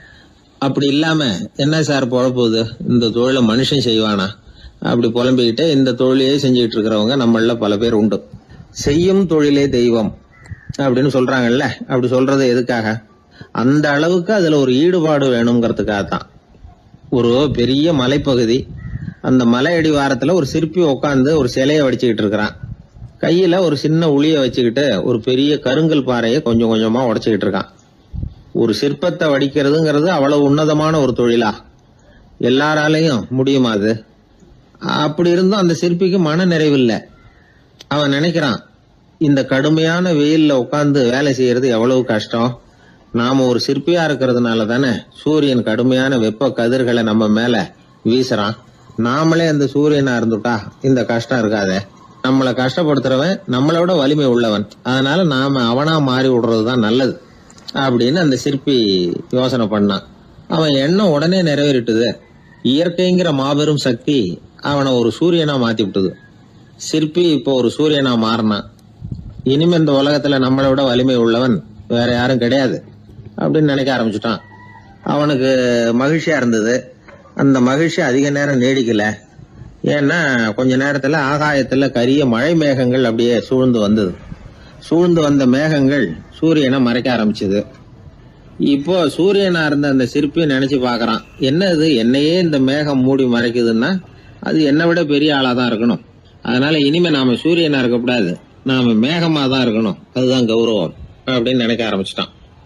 இப்பவும் பாருங்க, இயற்கை அவனுடைய ஆசையை நிறைவேற்றி வச்சது. சூரியனா இருந்த சிற்பி மேகமா மாறினான். வான வீதியில அப்படி உல்லாசமா வர ஆரம்பிச்சான். அந்த உல்லாசமும் அதிக நேரம் நீடிக்கல. எதிரில் பார்த்தா பிரம்மாண்டமான மலைகள் வழியை அடைச்சிட்டு நிக்குது. வேகமா வந்த மேகம் மலையில மோதிக்கிட்டுது. அந்த மலையை தாண்டி அப்பால செல்ல முடியல. இப்போ அந்த மேகம் நினைக்குது, நாம எந்த தடையும் இல்லாம அந்த இடத்துல மிதந்து வர்றோம். நம்மையே போக விடாம தடுக்குதுன்னா அந்த மலைக்கு எப்பேற்பட்ட வலிமை இருக்கணும். இனிமேல நாம மேகமா இருந்து பிரயோஜனம் இல்ல, இருந்தா மலையா இருக்கணும், அதுதான் பெருமை அப்படின்னு நினைக்க ஆரம்பிச்சான். இப்பவும் பாருங்க, இயற்கை அவனுடைய ஆசையை நிறைவேற்றி வச்சது. மேகமா இருந்த சிற்பி மலையா மாறினான். பெரிய மலை பூமிக்கும் வானத்துக்குமா நின்றுகிட்டு இருக்கு. இனிமே நமக்கு எந்த கவலையும் இல்லை அப்படின்னு நினைச்சது அந்த மலை. இப்படி நினைச்சுக்கிட்டு இருந்த வேளையில அந்த மலையோட காலடியில அடிவாரத்துல ஏதோ சத்தம் கேட்டது. என்ன சத்தம் இது அப்படின்னு சொல்லி அந்த மலை மெதுவா குனிஞ்சு பார்த்துதான். பார்த்தா அங்க ஒரு மனுஷன் தன்னுடைய கையில உளிய வச்சுக்கிட்டு மலையை கொத்திக்கிட்டு இருக்கிறான். ஏதோ ஒரு சிற்பத்தை வடிக்கிறதுக்காக அவன் முயற்சி பண்ணிட்டு இருக்கிறான். இப்போ அந்த மலை நினைச்சுதான், மலையே ஒருத்தன் உடைக்கிறான்னா அவன் எப்பேற்பட்ட வலிமை உள்ளவனா இருக்கணும். இனிமேலும் மலையா இருந்து பிரயோஜனம் இல்ல, மனுஷனா மாறணும், அதுதான் சரி அப்படின்னு நினைச்சுதான். அந்த வினாடியே அந்த மலை ஒரு மனுஷனா மாறிச்சு. அவன் கையில ஒரு உளி, பழையபடியே ஒரு கருங்கல் பாறையை கொத்த ஆரம்பிச்சான். அந்த ஆள் பழைய நிலைமைக்கு வந்துட்டான். இந்த கதையிலிருந்து நாம தெரிஞ்சுக்க வேண்டியது என்னன்னா, தன்னுடைய உண்மையான பலம் என்னங்கிறது தெரியாமலே தாவி தாவி தடுமாறிக்கிட்டு இருக்கிறான் மனுஷன் அப்படிங்கிறது தான். இனிமேலாவது அதை புரிஞ்சுக்கணும். நாம அதுவா மாறணும்னு நினைக்கிறது தப்பு, நாம இருக்கணும் அப்படின்னு நினைக்கிறது தான் உண்மை, அதுதான் சரி. அந்த சிற்பி என்னென்னோ கற்பனை பண்ணி கடைசியில மறுபடியும் சிற்பியாகவே வந்து சேர்ந்தான் பாருங்க. அதனால நம்முடைய உண்மையான பலம் என்ன அப்படிங்கறத தெரிஞ்சுக்கிட்டு நடந்துகிட்டோம்னா வாழ்க்கையில எப்பொழுதும் வெற்றி நிச்சயம். சில பேரை இப்படி சொல்றது உண்டு, அடுத்தவங்களை அனுசரித்து நடந்துக்க தெரியல, அவன் என்ன சார் மனுஷன் அப்படிம்பாங்க. சக மனிதர்களோட எப்படி பழகிறது அப்படின்னு தெரியாததுனாலேயே பல பேர் இன்னைக்கு சங்கடப்பட்டுக்கிட்டு இருக்கிறாங்க. வசதி வாய்ப்பெல்லாம் சரியா இருக்கும், ஆனால் வாழ்க்கை சரியா இருக்காது. இன்னொருத்தர்கிட்ட எப்படி பேசுறது பழகிறதுங்கிறது தெரியாததுனால தான் இந்த அவஸ்தை. சரி, இந்த அவஸ்தை இல்லாமல் வாழறது எப்படி? இதுக்கு அனுபவசாலிகள் சில வழிமுறைகளை சொல்றாங்க. அதெல்லாம் என்னென்னங்கிறத இப்போ தெரிஞ்சுக்குவோம். முதல்ல நம்ம நாக்கு நம்ம கண்ட்ரோலில் இருக்கணும். வார்த்தைகளை கொட்டி விட்டு அதுக்கப்புறம் அள்ள முடியாமல் கிடந்து கஷ்டப்படக்கூடாது. எப்படி பேசுகிறோங்கிறதும் முக்கியம், பேசுகிறப்ப எப்படி முகத்தை வச்சிருக்கிறோங்கிறதும் முக்கியம். அன்பாக பேசினாலும் நல்லா இருக்கும். அப்படி பேசுகிறப்ப ஆதரவாக அவர் தோள் மேலே ஒரு கையை போட்டுக்கிட்டு பேசினா இன்னமும் நல்லா இருக்கும். ரெண்டாவது விஷயம், இன்னொருத்தர்கிட்ட பேசுகிறப்ப வாக்குறுதிகளை அள்ளி வீசக்கூடாது. கொடுக்குற வாக்குறுதி குறைச்சலாக இருக்கணும். அப்படி கொடுத்த வாக்குறுதியை கண்டிப்பாக நிறைவேற்றணும். நாம் ஒருத்தரை பாராட்டுறோம் அல்லது அவரை பற்றி அபிப்பிராயம் சொல்கிறோம்னா அது ஆக்கப்பூர்வமாக இருக்கணும். நம்ம பாராட்டு அல்லது விமர்சனம் அடுத்தவருடைய முன்னேற்றத்துக்கு உதவுறது மாதிரி இருக்கணும். நாம் சொல்கிறத கேட்டுட்டு அவன் தலையில் கையை வச்சுட்டு உட்காந்துடக்கூடாது. எப்பவும் உற்சாகமாக இருக்கணும், முகம் அலர்ச்சியாக இருக்கணும். மனுஷன் இருந்தால் வருத்தம், கவலை, ஏமாற்றம் எல்லாம் இருக்க தான் செய்யும். அதெல்லாம் மனசில் இருக்கட்டும். அந்த வருத்தமும் கவலையும் ஏமாற்றமும் சேர்ந்துக்கிட்டு நம்ம முகத்தில் இருக்கிற மலர்ச்சியை மூடி மறைக்கிறதுக்கு நாம் இடம் கொடுத்துடக்கூடாது. எந்த விஷயத்தை பற்றி யாருக்கிட்ட பேசினாலும் வெளிப்படையாக பேசணும், திறந்த மனசோட பேசணும். மூடி மறைச்சி முன்னு முழுங்கிக்கிட்டு இருக்கக்கூடாது. இன்னொருத்தர்கிட்ட பேசுகிறப்போ விவாதம் பண்ணுங்க, அது தப்பு இல்லை. ஆனால் வாதாடிக்கிட்டு இருக்கக்கூடாது. அதாவது என்ன சொல்கிறாங்கன்னா, டிஸ்கஸ் பண்ணலாம், ஆர்கியூ பண்ணக்கூடாது. நம்மக்கிட்ட இருக்கிற நல்ல குணங்களை நாம் எடுத்து சொல்லிகிட்டு இருக்கக்கூடாது. அந்த நல்ல குணங்களே நம்மளை பற்றி எடுத்து சொல்லணும், அது மாதிரி நடந்துக்கணும். அதே மாதிரி அடுத்தவங்க கிட்ட உள்ள கெட்ட குணங்களை பற்றி அவசியம் இல்லாமல் நாம் பேச வேண்டியதில்லை. உங்களை பற்றி யாராவது தப்பாக பேசுகிறாங்களா, அப்படி அவங்க பேசுகிறதுல உண்மை இல்லையா அப்படின்னா அதை நீங்கள் பொருட்படுத்த வேண்டியதில்லை, விட்டுடலாம். அது தானாக போயிடும். ஒரு 4-5 பேரோட பேசிக்கிட்டு இருந்தீங்கன்னா எல்லாருக்கும் முக்கியத்துவம் கொடுங்க, யாரையும் அலட்சியப்படுத்தாதீங்க. தமாஷா பேசலாம், ஆனால் அவங்க தமாஷ் அடுத்தவங்களை கேலி பண்ணுறதா இருக்கக்கூடாது. நமக்கு கிடைக்க வேண்டியது கிடைக்கலையே அப்படிங்கிற தவிப்பு நம்மக்கிட்ட இருக்கக்கூடாது, அது தேவையில்லை. உங்கள் செயல்பாடுகள் தெளிவாக இருக்கட்டும், பாராட்டு தானாக அவங்கள தேடிட்டு வரும். இன்னொரு மனுஷனுடைய மனசில் கௌரவமான ஒரு இடத்த பிடிக்கணும்னா நாம் இந்த குணத்தையெல்லாம் நம்மக்கிட்ட வளர்த்துக்கணும். இதெல்லாம் அனுபவசாலிகள் சொல்லியிருக்கிற குறிப்புகள். இந்த குறிப்புகளை சரியாக புரிஞ்சுக்கணும், அது முக்கியம். தப்பாக புரிஞ்சுக்கிட்டா என்ன ஆகும் தெரியுமா? இதை கேளுங்க. ஒருத்தர் வந்தார், சார் அடுத்தவங்க தோள் மேலே கையை போட்டுக்கிட்டு அன்பாக பேசணும்னு சொன்னீங்க, அப்படிதான் பேசினேன். அவர் முதுக கூட தட்டி கொடுத்தேன், என் வேலை போயிட்டுது சார், வீட்டுக்கு அனுப்பிச்சிட்டாங்க அப்படின்னார். யாருக்கிட்ட அப்படி பேசுனீங்கன்னு கேட்டோம். என் முதலாளிகிட்ட சார் அப்படிங்கிறார் ரொம்ப சோகமாக. ஒரு ஊரில் ஒரு இளைஞன் இருந்தான். ஒரு நாள் அவன் ஒரு குருவை தேடிட்டு புறப்பட்டான். ஊரை விட்டு வெளியில் போனான். போகிற வழியில் ஒரு காடு. அந்த காட்டில் ஒரு மரத்தடியில் ஒரு பெரியவர் உட்காந்துருக்கிறார். அமைதியாக மௌனமாக அவர் அமர்ந்திருக்கிறார். இந்த பெரியவரை விசாரிக்கலாம், குருவை தேடி கண்டுபிடிக்கிறதுக்கு இவர் ஏதாவது ஒரு வழி சொல்லி கொடுப்பார் அப்படின்னு நினச்சிக்கிட்டு அவர் நெருங்கினான். ஐயா, எனக்கு ஒரு குரு தேவை, எங்கே கிடைப்பார், அவரை எப்படி அடையாளம் கண்டுபிடிக்கிறது, அதை பற்றி ஏதாவது விவரம் சொன்னீங்கன்னா நான் கண்டுபிடிச்சிக்குவேன் அப்படின்ட்டுருக்கான். பெரியவர் நிமிர்ந்து பார்த்தார். தம்பி, அது ரொம்ப சுலபம். அவர் வயசானவராக இருப்பார், என்னை விட சுமார் 30 வயசு அதிகமாக இருக்கும். அவர் ஒரு மரத்தடியில் தான் உட்காந்துருப்பார் அப்படின்ட்டுருக்கான். சரிங்க பெரியவரே, அது என்ன மாதிரியான மரம், எப்படி இருக்கும் அப்படின்னு கேட்டிருக்கான். பெரியவர் அந்த விவரங்களையும் சொல்லியிருக்கிறாரு. அது மட்டும் இல்லை, சந்திக்கிற நாள், நேரம், வினாடி முதற்கொண்டு எல்லா விவரங்களையும் துல்லியமாக சொன்னாராம். இவ்வளவு விவரங்களை இவரால் எப்படி சொல்ல முடியுது அப்படின்னு இவனுக்கு ஆச்சரியம். இருந்தாலும் அந்த பெரியவர் கடைசியாக ஒரு விவரம் சொன்னார். அது என்ன தெரியுமா? எப்படியும் நீ அவரை சந்திக்கிறதுக்கு ஒரு 30 வருஷம் ஆகும் அப்படின்னு சொல்லிவிட்டாராம். ரொம்ப நன்றிங்க பெரியவரே அப்படின்னு சொல்லிவிட்டு அந்த இளைஞன் புறப்பட்டுருக்கான். இப்போ அவனுக்கு குரு பற்றின விவரம் எல்லாம் கிடைச்சிட்டுது, சந்திக்கிற நேரமும் தெரிஞ்சுட்டுது. ஆனால் 30 வருஷம் அவரை தேடி அலைய வேண்டியிருக்குமே. அவன் தேட ஆரம்பித்தான். காடு மலை எல்லாம் சுற்றி அலைஞ்சான். பல வருஷங்கள் தேடினான், அழுத்து போயிட்டான். கடைசியில் அவனுக்கும் வயசாகிட்டுது. கடைசியில் தன்னுடைய சொந்த ஊருக்கே திரும்பி போய்கிட்டு இருந்தான். அங்கே ஒரு மரத்தடியில் அவன் தேடிக்கிட்டு இருந்த குருநாதர் கிடைச்சார். யார் அவருன்னா 30 வருஷத்துக்கு முன்னாடி வழி சொல்லி கொடுத்தாருல அதே பெரியவர். அவருக்கு இப்போ 30 வயசு அதிகமாக இருந்தது. அதே மரம் அன்னைக்கு பெரியவர் சொன்ன அடையாளம் இப்போ பொருத்தமாக இருந்தது. இப்போ அந்த பெரியவர் சொன்னார், சரியாக வந்து சேர்ந்துட்டேன், வா, உனக்காக தான் நான் இவ்வளவு காலமும் காத்துக்கிட்டு இருந்தேன் அப்படின்னாராம். என்ன சொல்கிறீங்கன்றிருக்கான். 30 வருஷத்துக்கு முன்னாடி என்கிட்ட வந்தியே, அப்போவே என் காலம் வந்து முடிஞ்சு போயிருந்தது. அப்போவே என்ன உனக்கு அடையாளம் தெரியல, அதனால் இவ்வளவு காலம் உனக்காக காத்துட்டு இருக்கும்படி ஆயிட்டுது அப்படின்னாராம். ஐயா, அப்போவே நீங்கள் சொல்லியிருக்கலாமே, இதுதான் 30 வருஷம் கழித்து நீ சந்திக்க போகிற இடம், நான் தான் உன்னுடைய குரு அப்படின்னு சொல்லியிருக்கலாமே அப்படின்ட்டுருக்கான். அந்த பெரியவர் சிரிச்சுக்கிட்டே இதுக்கு பதில் சொன்னாராம், நான் எவ்வளவோ விவரமாக தான் சொன்னேன், நீ சரியாக புரிஞ்சிக்கல. காரணம், அப்போ நீ போதுமான அளவுக்கு பக்குவம் பெற்றிருக்கவில்லை, அதனால் புரியும் சக்தி இல்லாமல் போயிட்டுது. அப்போ 30 ஆண்டு காலம் நீ அலைஞ்சு தெரிஞ்சிருக்கிற, அது காரணமாக இப்போ உனக்கு அந்த பக்குவம் வந்துட்டுது, அதனால தான் அடையாளம் காண முடிஞ்சது, நானே உன்னுடைய குரு அப்படின்னாராம். இதுலேருந்து என்ன தெரியுதுன்னா, ஆன்மீகத்தில் மாணவனாக சேர்றதுக்கு கூட ஒரு பக்குவத்தன்மை தேவைப்படுது. ஒரு பெரிய ஞானி, அவர்கிட்ட சீடனாக இருக்க ஒருத்தன் வந்தான், எதிரில் நின்னான். ஞானி அவனை வெகு நேரம் உற்று பார்த்தார். அப்புறம் சொன்னார், சீடனாக இருக்கிறது ரொம்ப சிரமம்னார். நான் தயாராக இருக்கிறேன்னா. அது இன்னமும் சிரமமாச்சே, இங்கே வந்து குருவாக இருக்கிறது மட்டுமே சுலபம் அப்படின்னாராம். அப்படின்னா நான் குருவாகவே ஆயிடுறேன் அப்படின்னானா. இது போலவே இந்த காலத்தில் கதை ஒன்று உண்டு. ஒரு பள்ளிக்கூடத்தில் வகுப்பு ஆசிரியர் மாணவனை திட்டிக்கிட்டு இருந்தார்.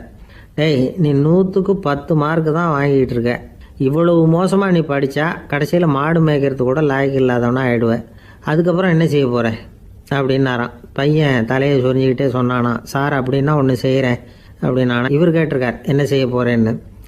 வேற என்ன சார், உங்களை மாதிரி ஒரு ஆசிரியர் ஆகிடுறேன் அப்படின்னானா. வீடியில் வந்து விளையாடுறது வழக்கம்.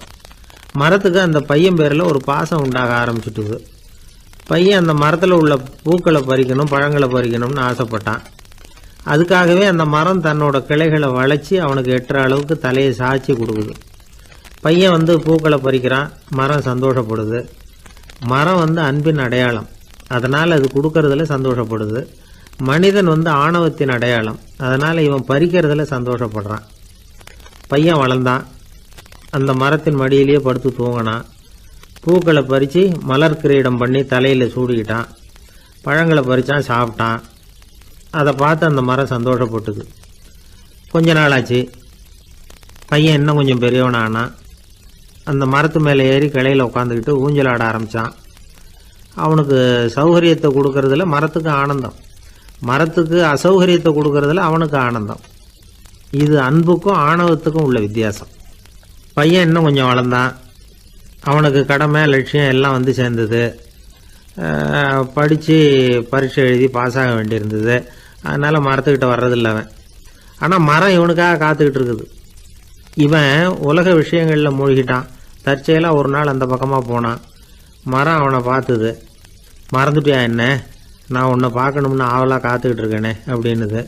இவன் பார்த்தான், நீ என்ன வச்சிருக்கிற, நான் உங்ககிட்ட ஏன் வரணும், உங்ககிட்ட பணம் இருக்குதா சொல்லு, வர்றேன், ஏன்னா நான் இப்போ பணத்தை தான் தேடிக்கிட்டு இருக்கிறேன் அப்படின்னா.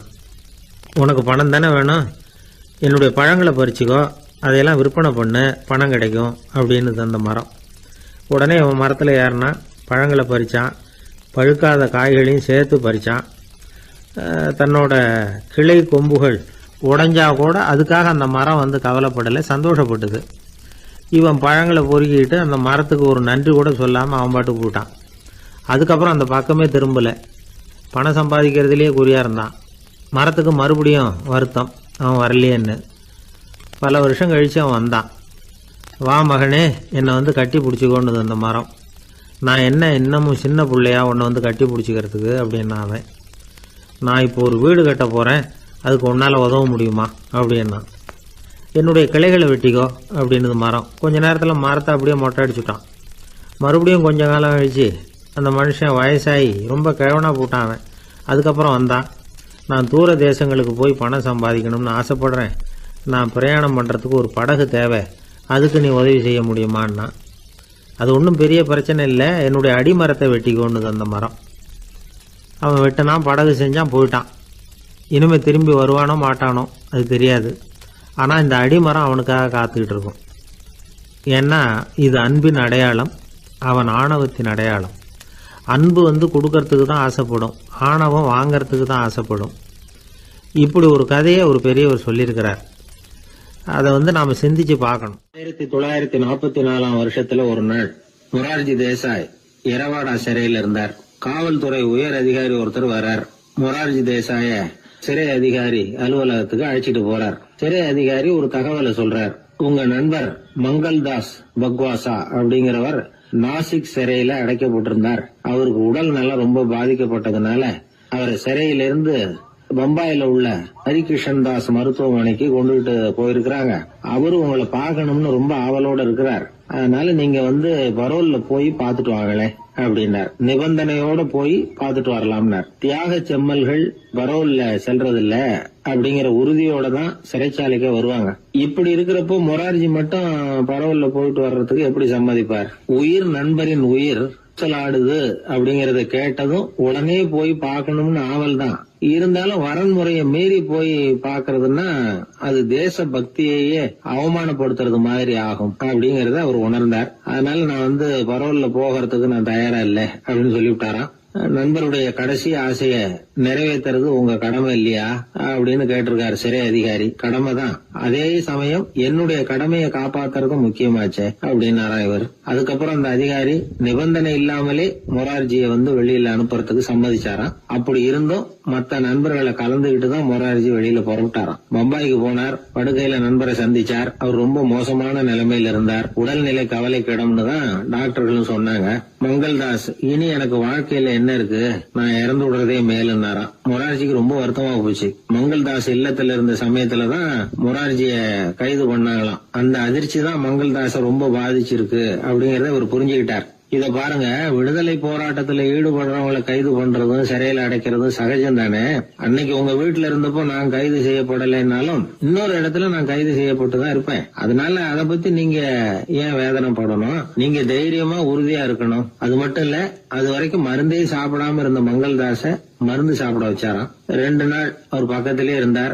அதுக்கப்புறம் பெரிய டாக்டரை பார்த்து மங்கள்தாஸ் உடல் நல சம்பந்தமா விசாரிச்சார். இப்ப பரவாயில்ல, தேறி இருக்கிறார். எப்படி இருந்தாலும் இன்னும் ஒரு 6 மாசம் தான் அவர் உயிரோட இருப்பார் அப்படின்னு சொல்லிவிட்டாரு டாக்டர். ஆனா அதுக்கப்புறம் நடந்தது என்ன தெரியுமா?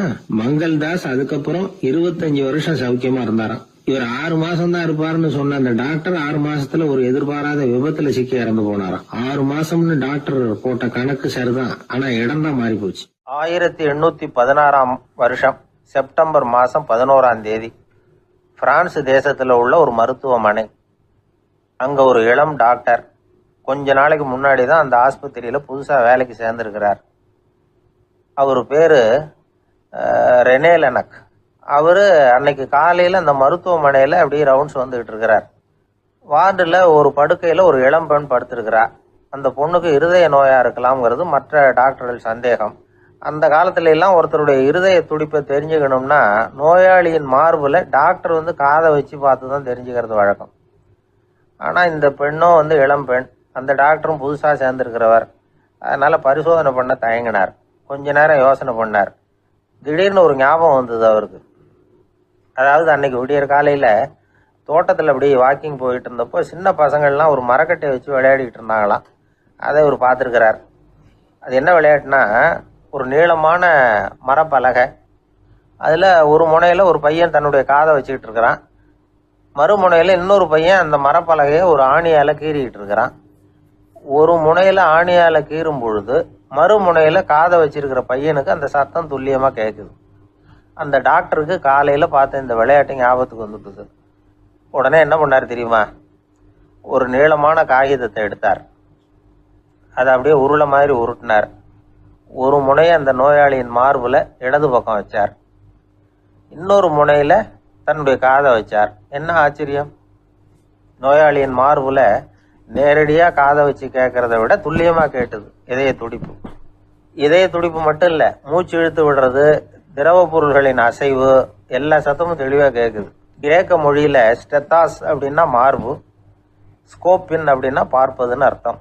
அதனால டாக்டர் ரெனே லெனக் தான் கண்டுபிடிச்ச கருவிக்கு ஸ்டெத்தஸ்கோப் அப்படின்னு பேர் வச்சார். அவரே முதல் மாடலையும் செஞ்சார். அளவு ரொம்ப பெருசாக இருந்தது, சுலபமாக எடுத்துகிட்டு போகிறது கஷ்டம், அது அவ்வளோ கஷ்டமாக இருந்தது. அது அதனால் அவரே அதை அப்புறம் 2 பிரிவாக தயார் பண்ணார். இது 2 துண்டையும் டாக்டர் தன்னோட கோட்டு பாக்கெட்டில் வச்சுக்கலாம், தேவைப்படுறப்ப எடுத்து ஒன்றா சேர்த்துக்கலாம். இப்படி தான் அவர் ஆரம்பத்தில் பண்ணார். தன்னுடைய இந்த கண்டுபிடிப்பை பற்றி அவர் ஒரு புத்தகம் எழுதினார். நிறைய விற்றுது, புகழும் பணமும் சேர்ந்தது. பணமும் புகழும் வந்து சேர்ந்தது மாதிரியே அவருக்கு ஒரு நோயும் வந்து சேர்ந்தது. அது என்ன நோயின்னு கண்டுபிடிக்கிறதுக்கும் அவர் கண்டுபிடிச்ச கருவி தான் உபயோகப்பட்டு தான். அவரே அதை கண்டுபிடிச்சார். அவருக்கு வந்திருந்தது காச நோய். 1826ஆம் வருஷம் ஆகஸ்ட் மாதம் 13ஆம் தேதி உலகத்தின் முதல் ஸ்டெதஸ்கோப்பை கண்டுபிடிச்ச டாக்டர் ரெனே லெனக் காலமானார். அவர் சாகிறதுக்கு முன்னாடி மரத்தால் செஞ்சு வச்சிருந்த ஸ்டெதஸ்கோப்பை தனக்கு வேண்டியப்பட்ட ஒரு டாக்டர்கிட்ட கொடுத்து, என்னுடைய சொத்துக்கள்லேயே ரொம்ப வசந்தது அப்படின்னு சொன்னாராம். அதுக்கப்புறம் 3 வெள்ளைக்காரங்க சேர்ந்து இந்த கருவியில் சில மாற்றங்களை பண்ணாங்க. ஆனால் 1829 லண்டனில் டாக்டர் நிக்கோலஸுங்கிறவர் ஒரு காதால் இதய துடிப்பை கேட்கறத விட டாக்டர் 2 காதாலையும் கேட்கறது தான் சரியாக இருக்கும் அப்படின்னு ஒரு கருத்தை வெளியிட்டார். அதுக்கப்புறம் ரொம்ப காலம் கழித்து 1852 ஜார்ஜ் காமான் அப்படிங்கிறவர் ரப்பர் டியூப்களை உபயோகப்படுத்தி 2 காதாலையும் கேட்குற மாதிரி ஒரு புதிய வடிவத்தை அதுக்கு கொடுத்தார். அதுக்கு பிறகு அது படிப்படியாக எவ்வளவோ மாற்றங்கள் இருந்தாலும் ஆரம்பத்தில் டாக்டர் ரெனே லெனக் உருவாக்கின அடிப்படை மாடலை யாரும் மாற்றி அமைக்கலைங்கிறது தான் முக்கியமான விஷயம். நமக்கு தெரிஞ்ச ஒரு ஆஸ்பத்திரி, அதில் ஒரு நோயாளி, காலை நேரத்தில் நர்ஸு அந்த பக்கமாக போயிட்டு இருந்தாங்க. அதை பார்த்துட்டு ஒரு நர்ஸுன்னு கத்துறார். நர்ஸு அவசரமாக ஓடி வந்து என்ன விஷயம்னு கேட்டாங்க.